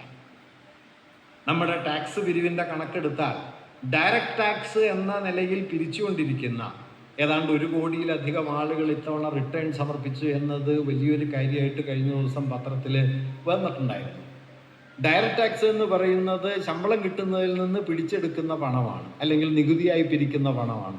അതിൻ്റെ തോത് പടിപടിയായി കൂടി വരികയും കോർപ്പറേറ്റ് ടാക്സും അതുപോലെ വലിയ മൂലധന കുത്തകകളിൽ നിന്ന് പിരിക്കുന്ന ലാഭവിഹിതത്തിൻ്റെ ടാക്സും പടിപടിയായി കുറഞ്ഞു വരികയും ചെയ്യുന്നു എന്ന കാര്യം നമ്മുടെ നികുതിദായകരിൽ മഹാഭൂരിപക്ഷം പേർക്കും അറിയുക പോലുമില്ല. പ്രതിഷേധിക്കലൊക്കെ പിന്നീടാണല്ലോ, ഈ വസ്തുത അറിയണമല്ലോ. നമ്മുടെ നികുതി വരുമാനത്തിൻ്റെ മുഖ്യ സ്രോതസ്സായി ഈ കേന്ദ്ര മഹാഭൂരിപക്ഷം വരുന്ന മനുഷ്യരുടെ ഡയറക്റ്റ് ടാക്സ് നിലകൊള്ളുന്നത് എന്തുകൊണ്ടാണ് ഇൻഡയറക്റ്റ് ടാക്സ് എന്ന് പറയുന്ന പരോക്ഷ നികുതി എന്ന് പറയുന്ന കോർപ്പറേറ്റ് മൂലധനത്തിന് മുകളിലും ലാഭവിഹിതത്തിന് മുകളിലും ഒക്കെയുള്ള ടാക്സിന്റെ അളവ് പടിപടിയായി കുറഞ്ഞു വരുന്നത്? കഴിഞ്ഞ 25-30 കൊല്ലത്തിനിടയിൽ ഡയറക്റ്റ് ടാക്സിന്റെയും ഇൻഡയറക്റ്റ് ടാക്സിന്റെയും വർധനവിന്റെയോ കുറവിന്റെയോ തോത് എത്രയാണ്? ഇന്ത്യയിലെ ഒരു മാധ്യമവും അത് ചർച്ച ചെയ്യുന്നുണ്ടാവില്ല. കാരണം നമ്മുടെ മാധ്യമ മണ്ഡലം മഹാഭൂരിപക്ഷവും മൂലധനത്തിൻ്റെ പിടിയിൽപ്പെട്ട് കഴിഞ്ഞിരിക്കുന്നു. അതുകൊണ്ട് ജനങ്ങളുടെ അടിസ്ഥാനപരമായ സാമൂഹിക ജനാധിപത്യ അവകാശങ്ങൾ മുമ്പോട്ട് വയ്ക്കുക എന്ന മാധ്യമധർമ്മം പിൻവാങ്ങുകയും പകരം മൂലധന താല്പര്യങ്ങളെ പല രൂപത്തിൽ പരിപോഷിപ്പിക്കുന്ന ഒന്നായി മാധ്യമങ്ങൾ മാറുകയും ചെയ്യും. മാധ്യമങ്ങൾ പൊതുമണ്ഡലത്തിൻ്റെ പ്രധാനപ്പെട്ട ഉപാധിയാണ് എന്നെല്ലാം 20-ാം നൂറ്റാണ്ടിൽ വലിയ മാധ്യമ സൈദ്ധാന്തികനും സാമൂഹ്യ ചിന്തകനും ഒക്കെയായ ഹേബർമാസ് പറയുന്നുണ്ട്. പബ്ലിക് സ്ഫിയർ, പൊതുമണ്ഡലം എന്ന ആശയം അദ്ദേഹം മാധ്യമങ്ങളെ മുൻനിർത്തിയാണ് മുമ്പോട്ട് വയ്ക്കുന്നത്. പൊതുമണ്ഡലം എന്ന് പറഞ്ഞാൽ വ്യത്യസ്ത രാഷ്ട്രീയ സാമൂഹിക വീക്ഷണങ്ങൾ ഉന്നയിക്കപ്പെടുകയും അവ ഒരു പൊതുവേദിയിൽ ചർച്ചാ വിഷയമാകുകയും അന്യോന്യം ഇടഞ്ഞും ഇണങ്ങിയും സംവാദത്തിൻ്റെ ഒരു അന്തരീക്ഷം രൂപപ്പെടുത്തുകയും ആ സംവാദ അന്തരീക്ഷത്തിൽ നിന്ന് കൂടുതൽ വ്യക്തതയുള്ള ആശയങ്ങളിലേക്ക് മനുഷ്യ സമൂഹം എത്തിച്ചേരുകയും ചെയ്യുമെന്നതാണ് പൊതുമണ്ഡലം എന്ന സങ്കല്പത്തിൻ്റെ ഏറ്റവും പ്രാഥമികമായ ആശയം. മാധ്യമങ്ങൾ ഇത് നിറവേറ്റും എന്നാണ് ആ സങ്കല്പം അവതരിപ്പിക്കുന്ന ഘട്ടത്തിൽ അദ്ദേഹം പ്രതീക്ഷിച്ചതെങ്കിലും പൊതുമാധ്യമങ്ങളെ മൂലധനം വിഴുങ്ങിയതോടെ പൊതുമണ്ഡലം എന്നത് ഏതാണ്ട് റദ്ദായി കഴിഞ്ഞിരിക്കുന്നു എന്ന് അദ്ദേഹം തന്നെ അദ്ദേഹത്തിൻ്റെ പിൽക്കാല പഠനങ്ങളിൽ പറയുന്ന സ്ഥിതി ഉണ്ടായി. ഇതാണ് കേസരി ആദ്യം ചൂണ്ടിക്കാണിച്ചത്. മാധ്യമങ്ങളുടെ അടിസ്ഥാന ധർമ്മം നിറവേറ്റാൻ പര്യാപ്തമായ ഒന്നായി മാധ്യമങ്ങൾക്ക് നിൽക്കാൻ കഴിയുമോ എന്ന ചോദ്യം 30കളിൽ അദ്ദേഹം ഉന്നയിച്ചു. അതുകൊണ്ട് മാധ്യമങ്ങൾ എന്നത് വാസ്തവത്തിൽ ആധുനിക ജനാധിപത്യത്തിൻ്റെ ഏറ്റവും പ്രധാനപ്പെട്ട ഉപകരണങ്ങളിൽ ഒന്നാണെങ്കിലും ആ ഉപകരണത്തെ തന്നെ ജനാധിപത്യ വിരുദ്ധമായ നിലയിലേക്ക് രൂപാന്തരപ്പെടുത്തുന്നതിൽ മൂലധനം വലിയ തോതിൽ വിജയം നേടിക്കഴിഞ്ഞൊരു കാലത്താണ് നാം നിലനിൽക്കുന്നത്. അത് മാധ്യമത്തിന് മാത്രമായി സംഭവിച്ചൊരു കാര്യമല്ല. ഇപ്പം ജനാധിപത്യത്തിൻ്റെ അടിസ്ഥാന തത്വം എന്താണ്? എന്തിനെയാണ് ജനാധിപത്യം എന്ന് നമുക്ക് പറയാൻ പറ്റുക? ഒരു ജനാധിപത്യ തത്വത്തിൻ്റെ കാതലായ അടിസ്ഥാനങ്ങൾ എന്തൊക്കെയാണ്? ഫ്രഞ്ച് വിപ്ലവമാണ് അതിനൊരു മൗലികമായ ഉള്ളടക്കം നൽകിയത്. അംബേദ്കർ അത് പിന്നീട് പലപാട് ആവർത്തിക്കുന്നുണ്ട്. അദ്ദേഹം പറഞ്ഞു ജനാധിപത്യം 3 വാക്കുകളാണ്: ലിബർട്ടി, ഇക്വാലിറ്റി ആൻഡ് ഫ്രറ്റേണിറ്റി. സ്വാതന്ത്ര്യം, സമത്വം, സാഹോദര്യം. സ്വാതന്ത്ര്യവും സമത്വവും സാഹോദര്യവും ചേർന്ന ഒരു സമൂഹത്തിൻ്റെ ഉള്ളിൽ മാത്രമേ ജനാധിപത്യം ഒരു അടിസ്ഥാന യുക്തിയായി നിലനിൽക്കൂ എന്ന് അദ്ദേഹം പറയുന്നുണ്ട്. കുറച്ചു വർഷങ്ങൾക്ക് മുമ്പ് അന്തരിച്ച ലോകത്തെ ഏറ്റവും പ്രാമാണികനായ മാർക്സിസ്റ്റ് ചിന്തകൻ കൂടിയായിരുന്ന സമീർ അമീൻ എന്നു പേരായ ഒരു പണ്ഡിതൻ ഇതേ കാര്യത്തെക്കുറിച്ച് നടത്തുന്ന ഒരു നിരീക്ഷണം. അദ്ദേഹം പറഞ്ഞു, ലോകത്ത് ബൂർഷ്വാസി 2 വലിയ വിപ്ലവങ്ങൾ ഉയർത്തിക്കൊണ്ടുവന്നു. അതിലൊന്ന് ഫ്രഞ്ച് വിപ്ലവമാണ്, മറ്റൊന്ന് അമേരിക്കൻ വിപ്ലവമാണ്. ഫ്രഞ്ച് വിപ്ലവത്തിൻ്റെ മുദ്രാവാക്യമായിട്ടാണ് ലിബർട്ടി, ഇക്വാലിറ്റി, ഫ്രറ്റേണിറ്റി എന്ന ആശയം അവതരിപ്പിച്ചത്. ഫ്രഞ്ച് ബൂർഷ്വാസി അവതരിപ്പിച്ചത്. ബൂർഷ്വാസിയാണ് ഈ മുദ്രാവാക്യത്തിന് രൂപം നൽകിയതെങ്കിലും ബൂർഷ്വാസിക്ക് ഈ മുദ്രാവാക്യം അതേപടി ഏറ്റെടുത്ത് നടപ്പാക്കുക സാധ്യമല്ല. കാരണം ലിബർട്ടി എന്നത് ബൂർഷ്വാസിക്ക് സ്വീകാര്യമാണെങ്കിലും ഇക്വാലിറ്റി, ഫ്രറ്റേണിറ്റി എന്ന മുദ്രാവാക്യം മുഴക്കാനല്ലാതെ നടപ്പിലാക്കാൻ ബൂർഷ്വാസിക്ക് കഴിയില്ല. കാരണം ആ മുദ്രാവാക്യം നടപ്പിലാക്കിയാൽ അത് ബൂർഷ്വാസിയെ തന്നെ റദ്ദാക്കി കളയും. അതുകൊണ്ട് ലിബർട്ടി, ഇക്വാലിറ്റി, ഫ്രറ്റേണിറ്റി എന്ന് ബൂർഷ്വാസി മുദ്രാവാക്യം വിളിച്ചെങ്കിലും ഫ്രഞ്ച് വിപ്ലവത്തിന്റെ മുദ്രാവാക്യം അതായിരുന്നെങ്കിലും ബൂർഷ്വാസി ലോകമെമ്പാടും നടപ്പിലാക്കിയത് മറ്റൊരു മുദ്രാവാക്യമാണ്. അത് അമേരിക്കൻ വിപ്ലവത്തിന്റെ മുദ്രാവാക്യമാണ് എന്ന് സമീർ അമീൻ പറയുന്നു. അമേരിക്കൻ വിപ്ലവത്തിന്റെ മുദ്രാവാക്യം എന്താണ്? Liberty and property. അത് സ്വാതന്ത്ര്യവും സ്വത്തുടമസ്ഥതയുമാണ്. സ്വാതന്ത്ര്യം എന്ന് പറഞ്ഞാൽ എന്താണ്? അത് സമത്വത്തിനുള്ള സ്വാതന്ത്ര്യമല്ല, സാഹോദര്യത്തിനുള്ള സ്വാതന്ത്ര്യമല്ല, അത് സ്വത്തുടമസ്ഥതയ്ക്കുള്ള സ്വാതന്ത്ര്യം.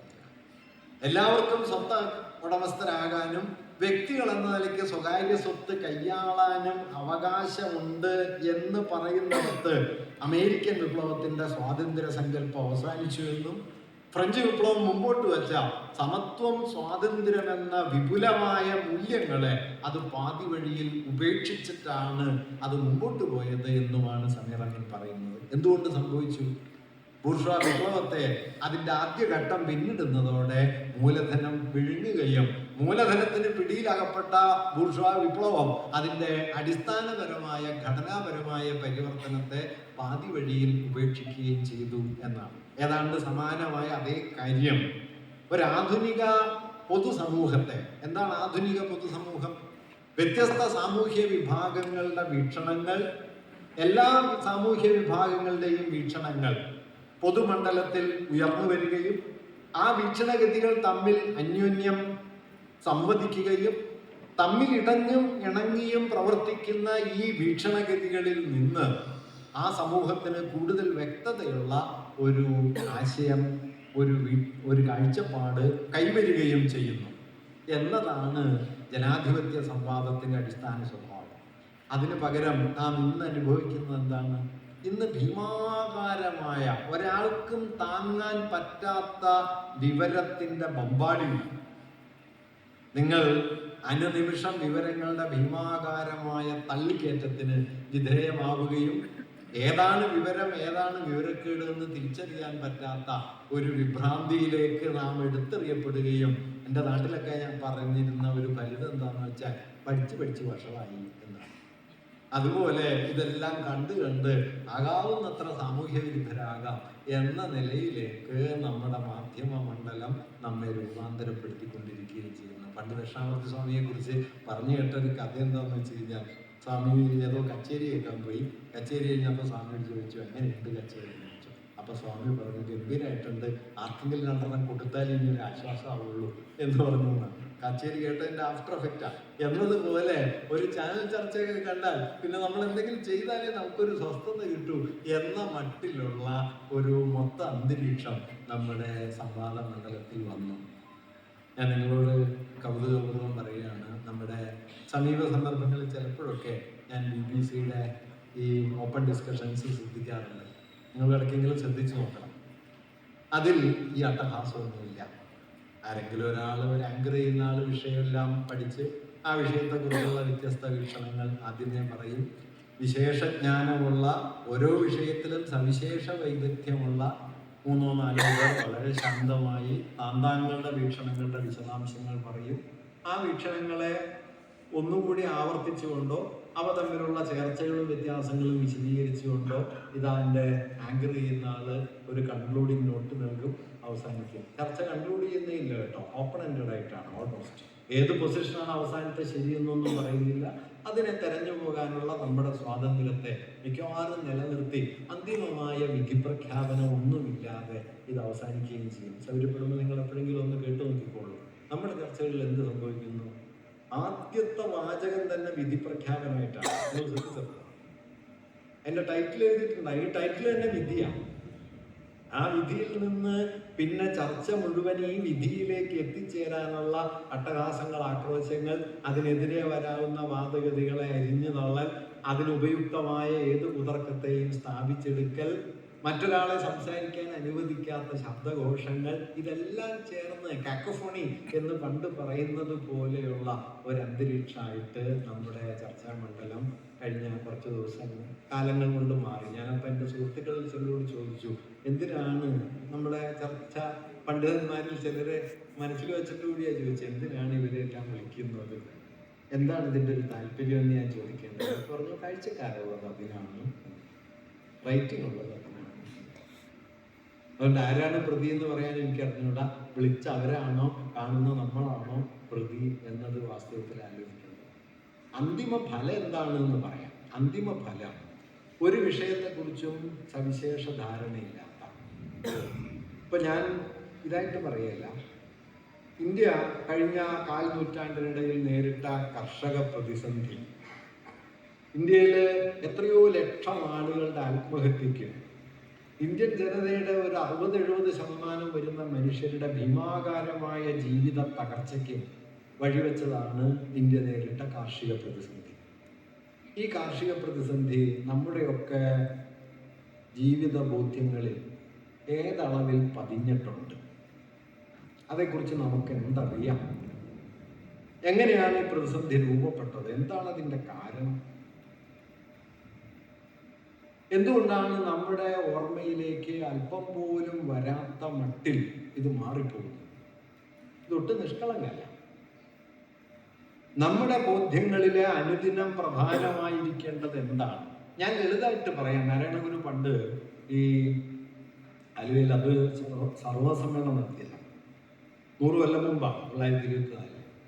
ആ സമ്മേളനത്തിന്റെ ലക്ഷ്യവാചകമായിട്ട് അദ്ദേഹം മുമ്പോട്ട് വെച്ച ഒരു സ്ലോഗൻ, വാദിക്കാനും ജയിക്കാനും അല്ല, അറിയാനും അറിയിക്കാനും. അറിയാനും അറിയിക്കാനും എന്നത് വാദിച്ച് ജയിക്കുന്നതിൽ നിന്ന് വളരെ വ്യത്യസ്തമായ ഒരു കാര്യമാണ്. 2 നിലയിൽ. അറിയുക, അറിയിക്കുക എന്ന് പറയുന്ന സമയത്ത് നിങ്ങൾ ആദ്യം മറ്റൊരാളെ കേൾക്കാനും മറ്റൊരാളിൽ നിന്ന് ഉൾക്കൊള്ളാനും മറ്റൊരാൾക്ക് ചിലത് പകർന്നു കൊടുക്കാനും ഒക്കെ സന്നദ്ധമാകുന്നു എന്നതാണ്. വാദിച്ച് ജയിക്കുക എന്നതിൽ ഉള്ള അടിസ്ഥാന യുക്തി മറ്റൊരാളെ സമ്പൂർണമായി നിരസിക്കുന്നു. ഒരർത്ഥത്തിലൊരു അപരഹിംസയാണ് തർക്കം, annihilation of the other. Michel Foucault പിന്നീട് തർക്കത്തെക്കുറിച്ച് എഴുതിയ സമയത്ത് പറയുന്നുണ്ട്, അപ്പുറം ഇരിക്കുന്ന ആളുടെ, അദ്ദേഹം ഉപയോഗിക്കുന്ന വാക്ക് എതിരാളി എന്നാണ്, എതിരാളിയുടെ വാദമുഖങ്ങളിൽ പരിഗണനീയമായ എന്തെങ്കിലും ഉണ്ട് എന്ന് സമ്മതിക്കാനോ ആ അംശത്തെ കൂടി ഉൾക്കൊണ്ട് തൻ്റെ വാദങ്ങളെ അല്പം കൂടി മെച്ചപ്പെടുത്താനോ അതുവഴി സത്യത്തിലേക്ക് അല്പം കൂടി അടുത്തു ചെല്ലാൻ കഴിയുമെന്ന് കരുതാനോ തർക്കത്തിലേർപ്പെടുന്ന ഒരാളും 1% പോലും സന്നദ്ധമല്ല. തർക്കത്തിന്റെ അടിസ്ഥാന ലക്ഷ്യം എന്താണ്? അപ്പുറം ഇരിക്കുന്ന ആളെ എന്നേക്കുമായി അയാളുടെ വാദങ്ങളെ ഇല്ലാതാക്കുക. അതിന് ശബ്ദഘോഷമാകാം, കുതർക്കങ്ങളാകാം, കുയുക്തികളാകാം, ചീത്തവിളികളാകാം, വ്യക്തിപരമായ അധിക്ഷേപങ്ങൾ വരെയാകാം. ഇതെല്ലാം കണ്ട് രസിക്കാൻ കഴിയുന്ന ഒരു ഭീമാകാരമായ ആൾക്കൂട്ടത്തെ സൃഷ്ടിച്ചെടുക്കാൻ കഴിഞ്ഞു എന്നിടത്താണ് കേരളത്തിൽ വലതുപക്ഷ രാഷ്ട്രീയം നേടുന്ന വിജയത്തിന്റെ പേര്. നോക്കൂ, വലതുപക്ഷ രാഷ്ട്രീയത്തിന്റെ വിജയം എന്ന് പറയുന്നത് വലതുപക്ഷ രാഷ്ട്രീയ കക്ഷികൾക്ക് കിട്ടുന്ന ഭൂരിപക്ഷത്തിന്റെയോ വോട്ടിന്റെയോ കണക്ക് മാത്രമല്ല, മറിച്ച് സാമൂഹിക പ്രശ്നങ്ങളെ അതിൻ്റെ വിശദാംശങ്ങളിൽ മനസ്സിലാക്കാൻ കെൽപ്പില്ലാത്ത, കേവലമായ തർക്കത്തിൽ അഭിരമിക്കുന്ന, ആ താർക്കികതയാണ് സാമൂഹ്യ ബോധമെന്ന് തെറ്റിദ്ധരിക്കുന്ന പൊള്ളയായ ഒരാൾക്കൂട്ടത്തെ സൃഷ്ടിക്കാൻ കഴിഞ്ഞു എന്നതിലാണ് വലതുപക്ഷത്തിന്റെ വിജയം. ഈ ആൾക്കൂട്ടം പെരുകിക്കൊണ്ടിരിക്കുക. കേരളത്തിൽ ഇപ്പൊ സംഭവിക്കുന്ന ഒരു കാര്യം എന്താണെന്ന് വെച്ച് കഴിഞ്ഞാൽ, കേരളത്തിൽ നിങ്ങൾ സൂക്ഷിച്ചു നോക്കിയാൽ, നേരത്തെ ഇവിടെ കേരളത്തെ കുറിച്ച് പറയേണ്ട, കേരളം ഒരു വിചിത്ര സമൂഹമായിട്ട് മാറിക്കൊണ്ടിരിക്കുകയാണ്. അതായത് ആധുനികമായ പശ്ചാത്തല സൗകര്യങ്ങളുടെയും സാങ്കേതിക വിദ്യയുടെയും ഉപകരണ സംവിധാനങ്ങളുടെയും ഒക്കെ തോതെടുത്താൽ കേരളം വളരെ മുൻനിരയിലുള്ള ഒരു സമൂഹമാണ്. നേരത്തെ ഇവിടെ പറഞ്ഞല്ലോ, നമ്മുടെ ജനന നിരക്ക്, ശിശുമരണ നിരക്ക്, ആയുർദൈർഘ്യം, വിദ്യാഭ്യാസ വ്യാപനം, അല്ലെങ്കിൽ നമ്മുടെ സ്കൂളുകളുടെ സ്ഥിതി, നമ്മുടെ ചികിത്സാലയങ്ങളുടെ സ്ഥിതി, ഇതെല്ലാം നോക്കിയാൽ ഒരു സ്കാൻഡിനേവിയൻ രാജ്യത്തോട് പലപ്പോഴും താരതമ്യപ്പെടുത്താവുന്ന രീതിയിലേക്ക് നമ്മുടെ ഭൗതിക പശ്ചാത്തല സൗകര്യങ്ങൾ വളർന്നിട്ടുണ്ട്. നമ്മുടെ റോഡുകൾ, നമ്മുടെ ആശുപത്രികൾ, നമ്മുടെ വിദ്യാലയങ്ങൾ, ഇതൊക്കെ ഒരു 3-ാം ലോക രാജ്യത്തിന്റെ സാമാന്യ സ്വഭാവത്തിൽ നിന്ന് എത്രയോ മെച്ചപ്പെട്ടതാണ്. ഏതാണ്ട് 77-78 വയസ്സ് ആയുർദൈർഘ്യത്തിലേക്ക് കേരളം എത്തി. 1000 കുഞ്ഞുങ്ങൾ ജനിക്കുമ്പോൾ 6 കുഞ്ഞുങ്ങൾ മരിക്കുന്ന നില, IMR, ഇൻഫന്റ് മോർട്ടാലിറ്റി റേറ്റ് എന്ന് പറയുന്നത് 6ലേക്ക് താണു. അഖിലേന്ത്യാ ശരാശരി 28 മറ്റാണ്. UP-യിലും മധ്യപ്രദേശിലും ഒക്കെ 40-ന് മുകളിലാണ്. കേരളം അത് 6ലേക്ക് എത്തി.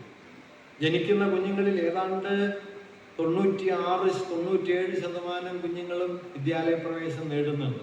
മറ്റുള്ളവർ ശാരീരികമായ പ്രയാസങ്ങൾ കൊണ്ടോ ബുദ്ധിപരമായ വെല്ലുവിളി നേരിടുന്നത് കൊണ്ടോ വിദ്യാലയത്തിലെത്താത്തവരാണ്. ആ നിലയ്ക്ക് നോക്കിയാൽ 100% കുഞ്ഞുങ്ങളും വിദ്യാഭ്യാസം നേടുന്നു. സ്ത്രീ വിദ്യാഭ്യാസം വളരെ മുൻനിരയിലായിരിക്കുന്നു. ഇങ്ങനെ വികസനത്തിന്റെ ഭൗതിക സൂചികകൾ എടുത്താൽ ആ ഭൗതിക സൂചികകളിൽ ഇന്ത്യയിൽ നിന്ന് മാത്രമല്ല ലോകത്തിലെ തന്നെ വികസിത സമൂഹങ്ങളോട് പലപ്പോഴും ഒപ്പം നിൽക്കുന്ന സ്ഥിതി കേരളത്തിനുണ്ട്. ആധുനികമായ സാങ്കേതിക ജ്ഞാനം ഉപയോഗപ്പെടുത്തുന്നതിൽ നാം വളരെ മുൻനിരയിലെത്തി. എന്നാൽ ഈ ആധുനികമായ പത്രങ്ങളുടെ പെരുപ്പം അതും ഇവിടെ എടുക്കാവുന്നതാണ്. ഏതാണ്ട് പ്രതിദിനം 50 ലക്ഷത്തിലധികം കോപ്പി അച്ചടിക്കപ്പെടുന്നുണ്ട്. 3.5 കോടി ആളുകൾ 50 ലക്ഷത്തിലധികം കോപ്പി പത്രങ്ങൾ എന്ന് പറഞ്ഞാൽ 6 ആൾക്കോ 5 ആൾക്കോ ഒരു പത്രം എന്ന നിലയിൽ മുതിർന്നവര് കണക്കെടുത്താൽ, കുഞ്ഞുങ്ങളെയും വാർദ്ധക്യത്തിലെത്തിയവരെയും മാറ്റിവെച്ചാൽ ഏതാണ്ട് ഒരു 1:5 എന്ന റേഷ്യോയിലേക്ക് നമ്മുടെ പത്രത്തിന്റെ ഡെൻസിറ്റി കൂടി. ലോകത്തെ തന്നെ ഏറ്റവും ഉയർന്ന പത്ര അനുപാതമുള്ള ഒന്നാണ്. മാസികകൾ എടുത്താൽ ഒടാനുകൂടി മാസികകൾ അച്ചടിക്കപ്പെടുന്നുണ്ട്, പുസ്തകങ്ങൾ അച്ചടിക്കപ്പെടുന്നുണ്ട്. പണ്ടൊരു 1-ാം പതിപ്പ് ഇറങ്ങി 2-ാം പതിപ്പ് എത്താനായിട്ട് ചിലപ്പം വർഷങ്ങൾ എടുക്കുമായിരുന്നെങ്കിൽ അടുത്ത ആഴ്ച 2-ാം പതിപ്പ് ഇറങ്ങുകയും 2-3 വർഷം കൊണ്ട് 1 ലക്ഷം കോപ്പി വിൽക്കുകയും ഒക്കെ ചെയ്യുന്ന നോവലുകളും പുസ്തകങ്ങളും ഒക്കെ കേരളത്തിന്റെ വളരെ സാധാരണമായ കാര്യമായി തീർന്നു. ഇങ്ങനെ ഭൗതികമായ ഘടകങ്ങൾ എടുത്താൽ ഈ വളർച്ചകളൊക്കെ അരങ്ങേറിക്കൊണ്ടിരിക്കുന്ന അതേ സമയത്ത് തന്നെ നമ്മുടെ സാമൂഹ്യ അവബോധത്തിന് എന്താണ് സംഭവിക്കുന്നത്? നമ്മുടെ സാമൂഹിക അവബോധം കൂടുതൽ വിഭാഗീയമാകുന്നു, കൂടുതൽ വർഗീയമാകുന്നു, കൂടുതൽ ജാതീയമാകുന്നു. സാമൂഹികമായ ചേരിതിരിവുകളെ, തട്ടുതിരിവുകളെ കൂടുതൽ കൂടുതൽ വലുതാക്കാൻ പോകുന്ന മട്ടിലുള്ള എല്ലാ ആശയാവലികളും പ്രചരിക്കുന്നു എന്ന് മാത്രമല്ല, അതിൻ്റെ ഏറ്റവും വലിയ നടത്തിപ്പുകാരായിട്ട് നമ്മുടെ അഭ്യസ്ത വിദ്യർ എന്ന് കരുതുന്ന ആളുകൾ തന്നെ മാറിത്തീരുകയും ചെയ്യുന്നു.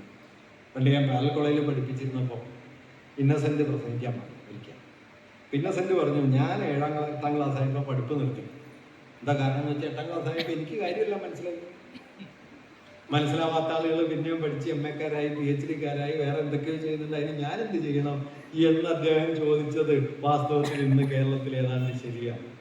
നിങ്ങൾ ഇത്രയൊക്കെ പഠിച്ചല്ലോ, എന്നിട്ടോ ഉന്നത വിദ്യാഭ്യാസം നേടിയ സ്ത്രീകളുടെ അനുപാതം എടുത്താൽ അതിൽ ഏറ്റവും ഉയർന്ന സ്ഥാനത്തുള്ള സംസ്ഥാനമാണ് കേരളം.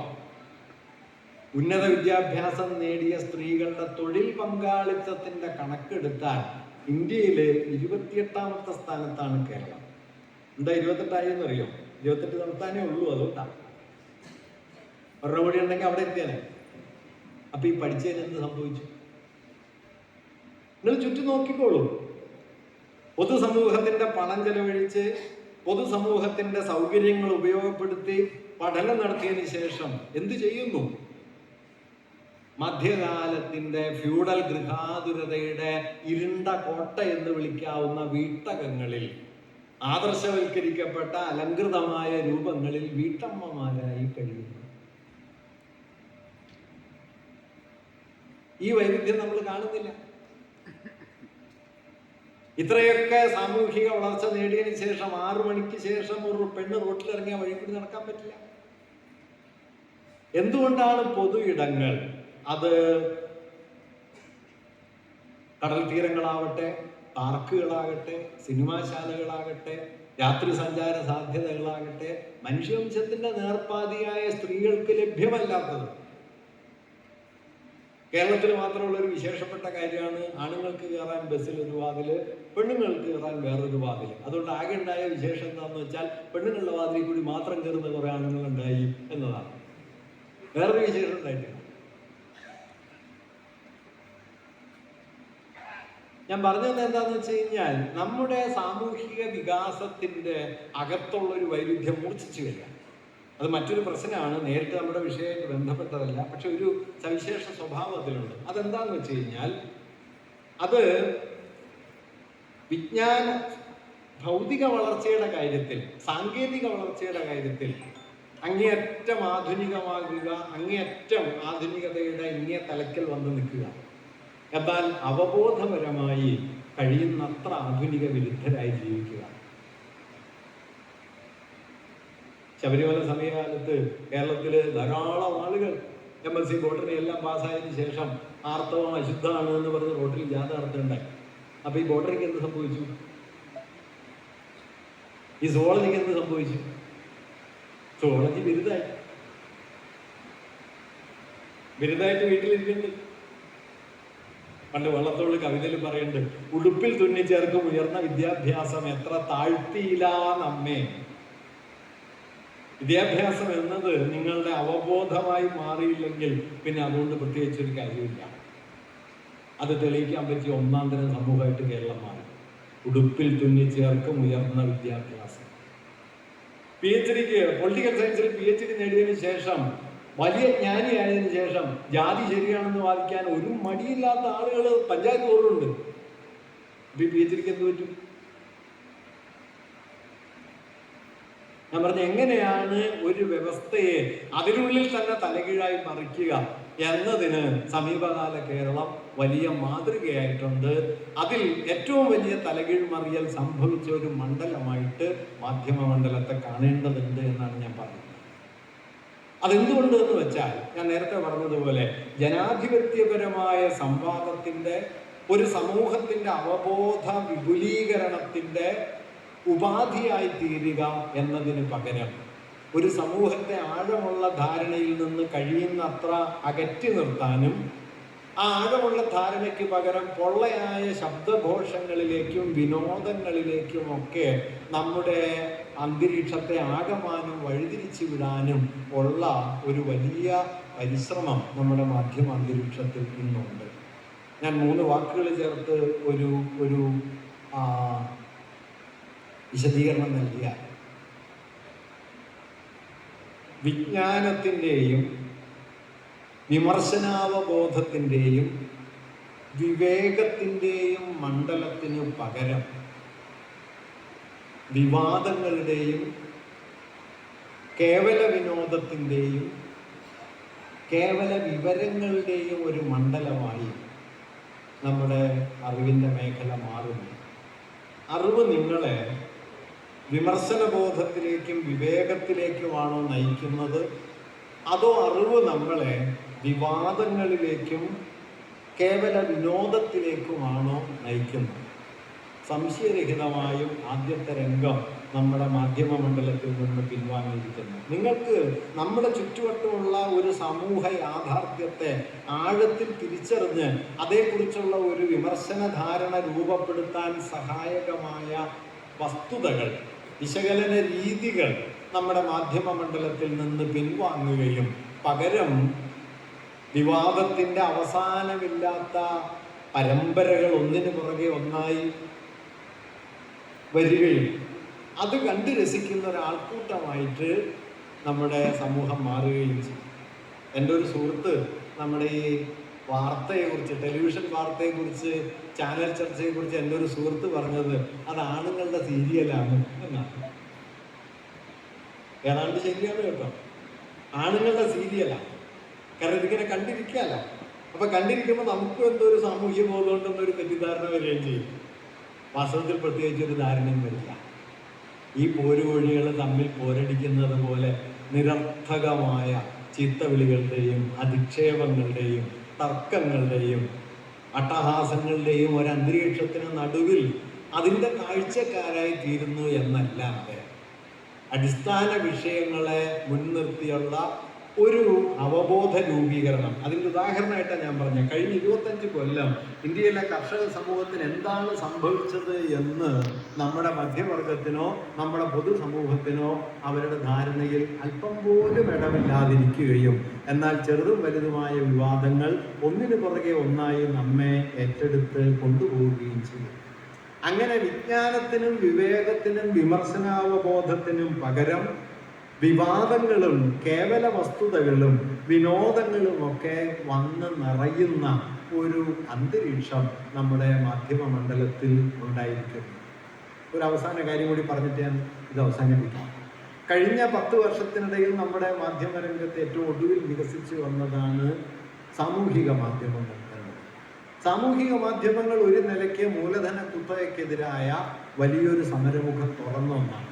എല്ലാവരും വാർത്തയുടെ ഉൽപാദകരായി മാറുകയും വാർത്തയുടെ മണ്ഡലത്തിലെ ആധിപത്യത്തിനെതിരായ സമരമുഖങ്ങൾ വലിയ തോതിൽ തുറക്കുകയും ചെയ്ത ഒരു മേഖലയായി സാമൂഹിക മാധ്യമങ്ങൾ മാറി ലോകമെമ്പാടും.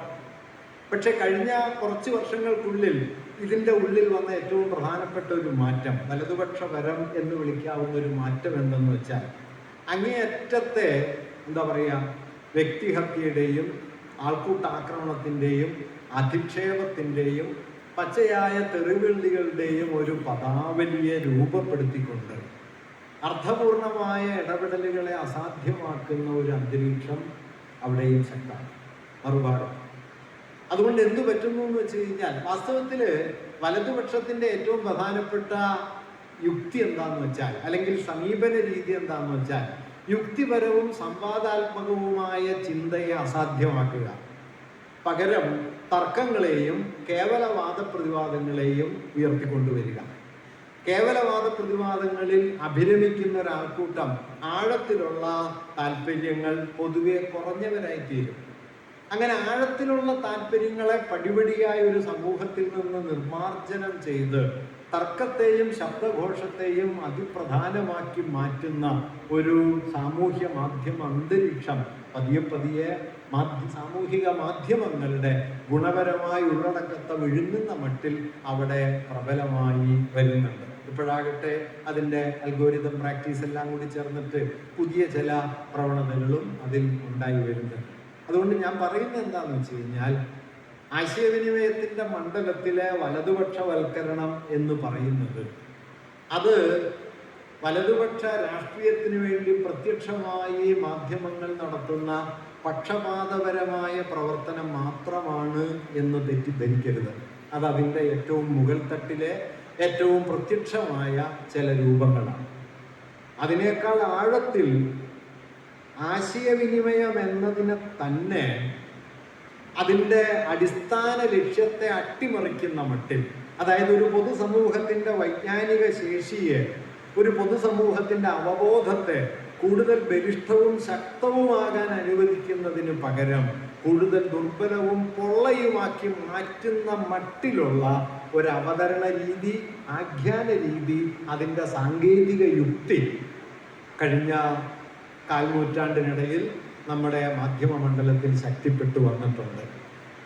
ഇതിനെ കൂടിയാണ് നമ്മൾ മാധ്യമങ്ങളുടെ വലതുപക്ഷവൽക്കരണം എന്ന് പറയുന്നത്. സമീപകാലത്ത് മരിച്ചുപോയ ലോകത്തെ ഏറ്റവും പ്രമുഖനായ മാർക്സിസ്റ്റ് ചിന്തകൻ കൂടിയായിരുന്ന നമ്മുടെ ഫ്രെഡറിക് ജെയിംസൺ, അദ്ദേഹം ഉത്തരാധുനികത എന്ന സ്ഥിതിവിശേഷത്തെക്കുറിച്ച് പറഞ്ഞപ്പോൾ അത് പിൽക്കാല മുതലാളിത്തത്തിൻ്റെ സാംസ്കാരിക യുക്തിയാണ് ഉത്തരാധുനികത എന്ന് പറയുകയും അതിൻ്റെ ഒന്നാമത്തെ ലക്ഷണമായി അദ്ദേഹം മുമ്പോട്ട് വെച്ചത് ആഴത്തിൻ്റെ അഭാവം എന്നാണ്. Absence of the depth. ഒരു വിഷയത്തെ ചരിത്രത്തിലും സമൂഹ ബന്ധങ്ങളിലും സമഗ്രതയിലും മനസ്സിലാക്കാൻ കെൽപ്പില്ലാത്ത, അതിൻ്റെ പ്രതലത്തിലൂടെ മാത്രം തെന്നി നീങ്ങാൻ, ആ വിഷയത്തെ അങ്ങനെ തെന്നി നീങ്ങുന്ന നിലയിൽ വിഷയങ്ങളെയും ആളുകളെയും അവബോധത്തെയും രൂപാന്തരപ്പെടുത്തുന്ന ഒരു സന്ദർഭമായി ഇത് മാറുന്നു. ലേറ്റ് ക്യാപിറ്റലിസം, പിൽക്കാല മുതലാളിത്തം. അതുകൊണ്ട് പിൽക്കാല മുതലാളിത്തത്തിൻ്റെ അടിസ്ഥാനപരമായ പ്രവർത്തന രീതികളിൽ ഒന്ന് തന്നെ ലളിതമായി പറഞ്ഞാൽ മനുഷ്യരിൽ ചരിത്രബോധത്തെയും സാമൂഹികമായ ആഴത്തെയും അവബോധപരമായ സമഗ്രതയെയും കഴിയുന്നത്ര ഇല്ലാതാക്കുകയും ചെതറിത്തെറിച്ച വിവരങ്ങളും പരസ്പര ബന്ധമില്ലാത്ത തർക്കങ്ങളും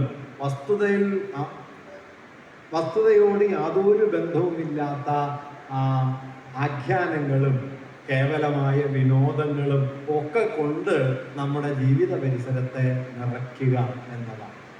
കേസരി പറഞ്ഞതുപോലെ വാർത്താ വിതരണമല്ല, വാർത്താ വിശകലനമാണ് പത്രപ്രവർത്തനത്തിൻ്റെ മാധ്യമ മണ്ഡലത്തിൻ്റെ ഒന്നാമത്തെ ഉത്തരവാദിത്വമെങ്കിൽ ആ മാധ്യമ വിശകലനത്തിലൂടെ പൊതുസമൂഹത്തിൻ്റെ ശാക്തീകരണം എന്നത് വലിയ തോതിൽ പിൻവാങ്ങിയ ഒരു കാലമാണ്.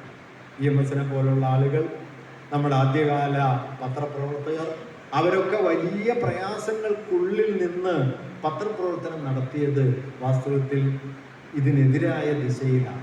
കേരളം കണ്ട ഏറ്റവും വലിയ പണ്ഡിതനായിരുന്നു NV കൃഷ്ണമാര്യർ. കൃഷ്ണമാര്യർ എത്രയോ ഭാഷകൾ അറിയുമായിരുന്ന, ഒരു വിജ്ഞാനകോശം പോലെ ഒറ്റയ്ക്ക് ജീവിച്ച ഒരാളായിരുന്നു. അദ്ദേഹം സ്വാതന്ത്ര്യ സമരകാലത്ത് കീഴരിയൂർ ബോംബ് കേസിലെ പ്രതിയാവുകയും സ്വതന്ത്ര ഭാരതം എന്ന പത്രം ഒളിവിൽ നിന്ന് പ്രസിദ്ധീകരിക്കുകയും ഒരു കല്ലച്ചുമായി സഞ്ചരിക്കുകയും ഒളിവ് ജീവിതത്തിന് ഇടം കിട്ടുന്ന സ്ഥലങ്ങളിൽ അവിടെ വച്ച് പത്രം അച്ചടിച്ച് അവിടെ വിതരണം ചെയ്ത് ബ്രിട്ടീഷ് സാമ്രാജ്യത്വത്തെ വെല്ലുവിളിക്കുകയും ചെയ്ത ആളായിരുന്നു. 20ാം നൂറ്റാണ്ടിൽ കേരളം കണ്ട ഏറ്റവും വലിയ മനുഷ്യൻ. അത്തരത്തിലുള്ള കേസരി ബാലകൃഷ്ണപിള്ള, അദ്ദേഹത്തിൻ്റെ മകള് 8-ാം വയസ്സിൽ മരിച്ചുപോയി, രോഗാതുരയായി മരിച്ചുപോയി. 6 കൊല്ലം അദ്ദേഹം കേസരി നടത്തി, 4 കൊല്ലത്തോളം സമദർശി നടത്തി, 6 ആഴ്ച കാലം പ്രബോധനം നടത്തി. എല്ലാം കൂടി അദ്ദേഹത്തിൻ്റെ പത്രത്തിന് 1000 കോപ്പിയിലധികം അച്ചടിച്ചുണ്ടായിരുന്ന, പ്രചാരണം ഉണ്ടായിരുന്ന സന്ദർഭങ്ങൾ കുറവാണ്. അത്രയും ദാരിദ്ര്യത്തിൻ്റെ നടുവിൽ അദ്ദേഹം പത്രം പൂട്ടി, പത്രം വിറ്റ് അടച്ചുപൂട്ടി. അവസാനം പത്രവും ആ പ്രസ്സും ഒക്കെ വിറ്റ് പറവൂർക്ക് മടങ്ങുന്ന സമയത്ത് അദ്ദേഹം ഡയറിയിൽ എഴുതിയ ഒരു വാക്യം ഇങ്ങനെയാണ്: "Now there remains 50 rupees between me and starvation." എനിക്കും പട്ടിണിക്കും ഇടയിൽ ഇനി 50 രൂപ ബാക്കിയുണ്ട്. കേരളങ്ങളുടെ ഏറ്റവും വലിയ പത്രാധിപരെ കുറിച്ചാണ് കേട്ടോ ഞാൻ ഈ പറയുന്നത്. അങ്ങനെ രൂപപ്പെട്ട സഹോദരൻ അയ്യപ്പനെ പോലെ, പി.ടി. വട്ടേരിപ്പാടിനെ പോലെ, ഇ.എം.നെ പോലെ എത്രയോ മനുഷ്യർ അവരുടെ സമർപ്പിതമായ പ്രവർത്തനം കൊണ്ട് ഒരു പൊതുസമൂഹത്തിന്റെ അവബോധത്തെ ശക്തിപ്പെടുത്തുക എന്ന വിപുലമായ ലക്ഷ്യത്തിലേക്ക് വളർത്തിയെടുത്ത നമ്മുടെ മാധ്യമ മണ്ഡലം ഇന്ന് അതിൻ്റെ വിപരീത ദിശയിൽ മൂലധന താല്പര്യങ്ങൾക്ക്, പരസ്യങ്ങൾക്ക്, കക്ഷിപരമായ ആഭിമുഖ്യങ്ങൾക്ക്, ഭരണകൂടത്തിൻ്റെ ഭീഷണികൾക്ക് എല്ലാം കീഴ്പ്പെട്ട്, പണ്ട് അടിയന്തരാവസ്ഥയെക്കുറിച്ച് പറയും കുനിയാൻ പറഞ്ഞപ്പോൾ മുട്ടിലെഴഞ്ഞു എന്ന്. ഇന്ന് കുനിയാൻ പറയുന്ന സമയത്ത് മുട്ടിലല്ല നിലത്ത് കിടന്നെഴയുന്ന മാധ്യമങ്ങളുടെ ഒരു നിരയെ നമുക്ക് കാണാം എന്നതാണ് യാഥാർത്ഥ്യം. അതിനിടയിൽ നാം പത്രങ്ങളുടെ, മാധ്യമങ്ങളുടെ സാധ്യതകളെ ഉയർത്തിപ്പിടിക്കുക എന്ന് പറഞ്ഞാൽ അടിസ്ഥാനപരമായി പറയുന്ന ജനാധിപത്യത്തിൻ്റെ, വിമർശനാവബോധത്തിൻ്റെ, സാമൂഹിക വൈജ്ഞാനികതയുടെ ബലം വർദ്ധിപ്പിക്കാൻ ഉതകുന്ന മട്ടിൽ നമ്മുടെ പത്രമണ്ഡലത്തെയും നമ്മുടെ തന്നെ, കാരണം ഈ വലതുപക്ഷ പത്രബോധം എന്ന് പറയുന്നത് അതിൻ്റെ നടത്തിപ്പുകാരിൽ മാത്രമുള്ളതല്ല, മഹാഭൂരിപക്ഷം മനുഷ്യരിലേക്കും കിനിഞ്ഞിറങ്ങിക്കഴിഞ്ഞ ഒന്നാണ്. ഇതിനെ ചെറുക്കുക എന്ന രാഷ്ട്രീയ ദൗത്യം കൂടി വാസ്തവത്തിൽ നമ്മൾ ഏറ്റെടുക്കണം. അടിയന്തരാവസ്ഥ കാലത്ത് പത്രത്തിൽ അച്ചടിക്കാൻ മാറ്റമില്ലാണ്ടായപ്പോൾ ഇന്ത്യൻ സ്വാതന്ത്ര്യ സമര ചരിത്രം എഴുതിയിട്ടാണ് EMS പത്രം നിലനിർത്തിയത് എന്ന കാര്യം നമ്മൾ ഓർക്കണം. അല്ലാതെ കൗതുക വാർത്ത എഴുതിയിട്ടല്ല, അല്ലാതെ ഹരിത ബന്ധുക്കൾ എഴുതിയിട്ടല്ല. ഇന്ത്യൻ സ്വാതന്ത്ര്യ സമര ചരിത്രം കൊണ്ടാണ് ആ അഭാവത്തെ രാഷ്ട്രീയമായി EMS നേരിട്ടത്. അതൊരു മാതൃകയാണ്. എന്തുകൊണ്ട് ചെറുക്കണം? എന്താണ് പ്രതിരോധത്തിന്റെ വഴി? ഒഴിഞ്ഞു കിടക്കുന്ന ഇടം എങ്ങനെയാണ് നിറയ്ക്കേണ്ടത്? അത് കൗതുക വാർത്ത കൊണ്ടാണോ, കോമാളി ഭരിതം കൊണ്ടാണോ, ചരിത്രം കൊണ്ടാണോ നിറയ്ക്കേണ്ടത്? ഇത് നമ്മുടെ കാലം നമ്മോട് ചോദിക്കുന്ന ഒരു വലിയ ചോദ്യമാണ്. ഉത്തരം പറയാൻ നമുക്കും ബാധ്യതയുണ്ട്. ആ ബാധ്യത ഏറ്റെടുക്കാനുള്ള പ്രേരണ കൂടിയായി EMSന്റെ ഓർമ്മ മാറിത്തീരണമെന്ന് ആഗ്രഹിക്കുന്നു. അഭിവാദ്യം.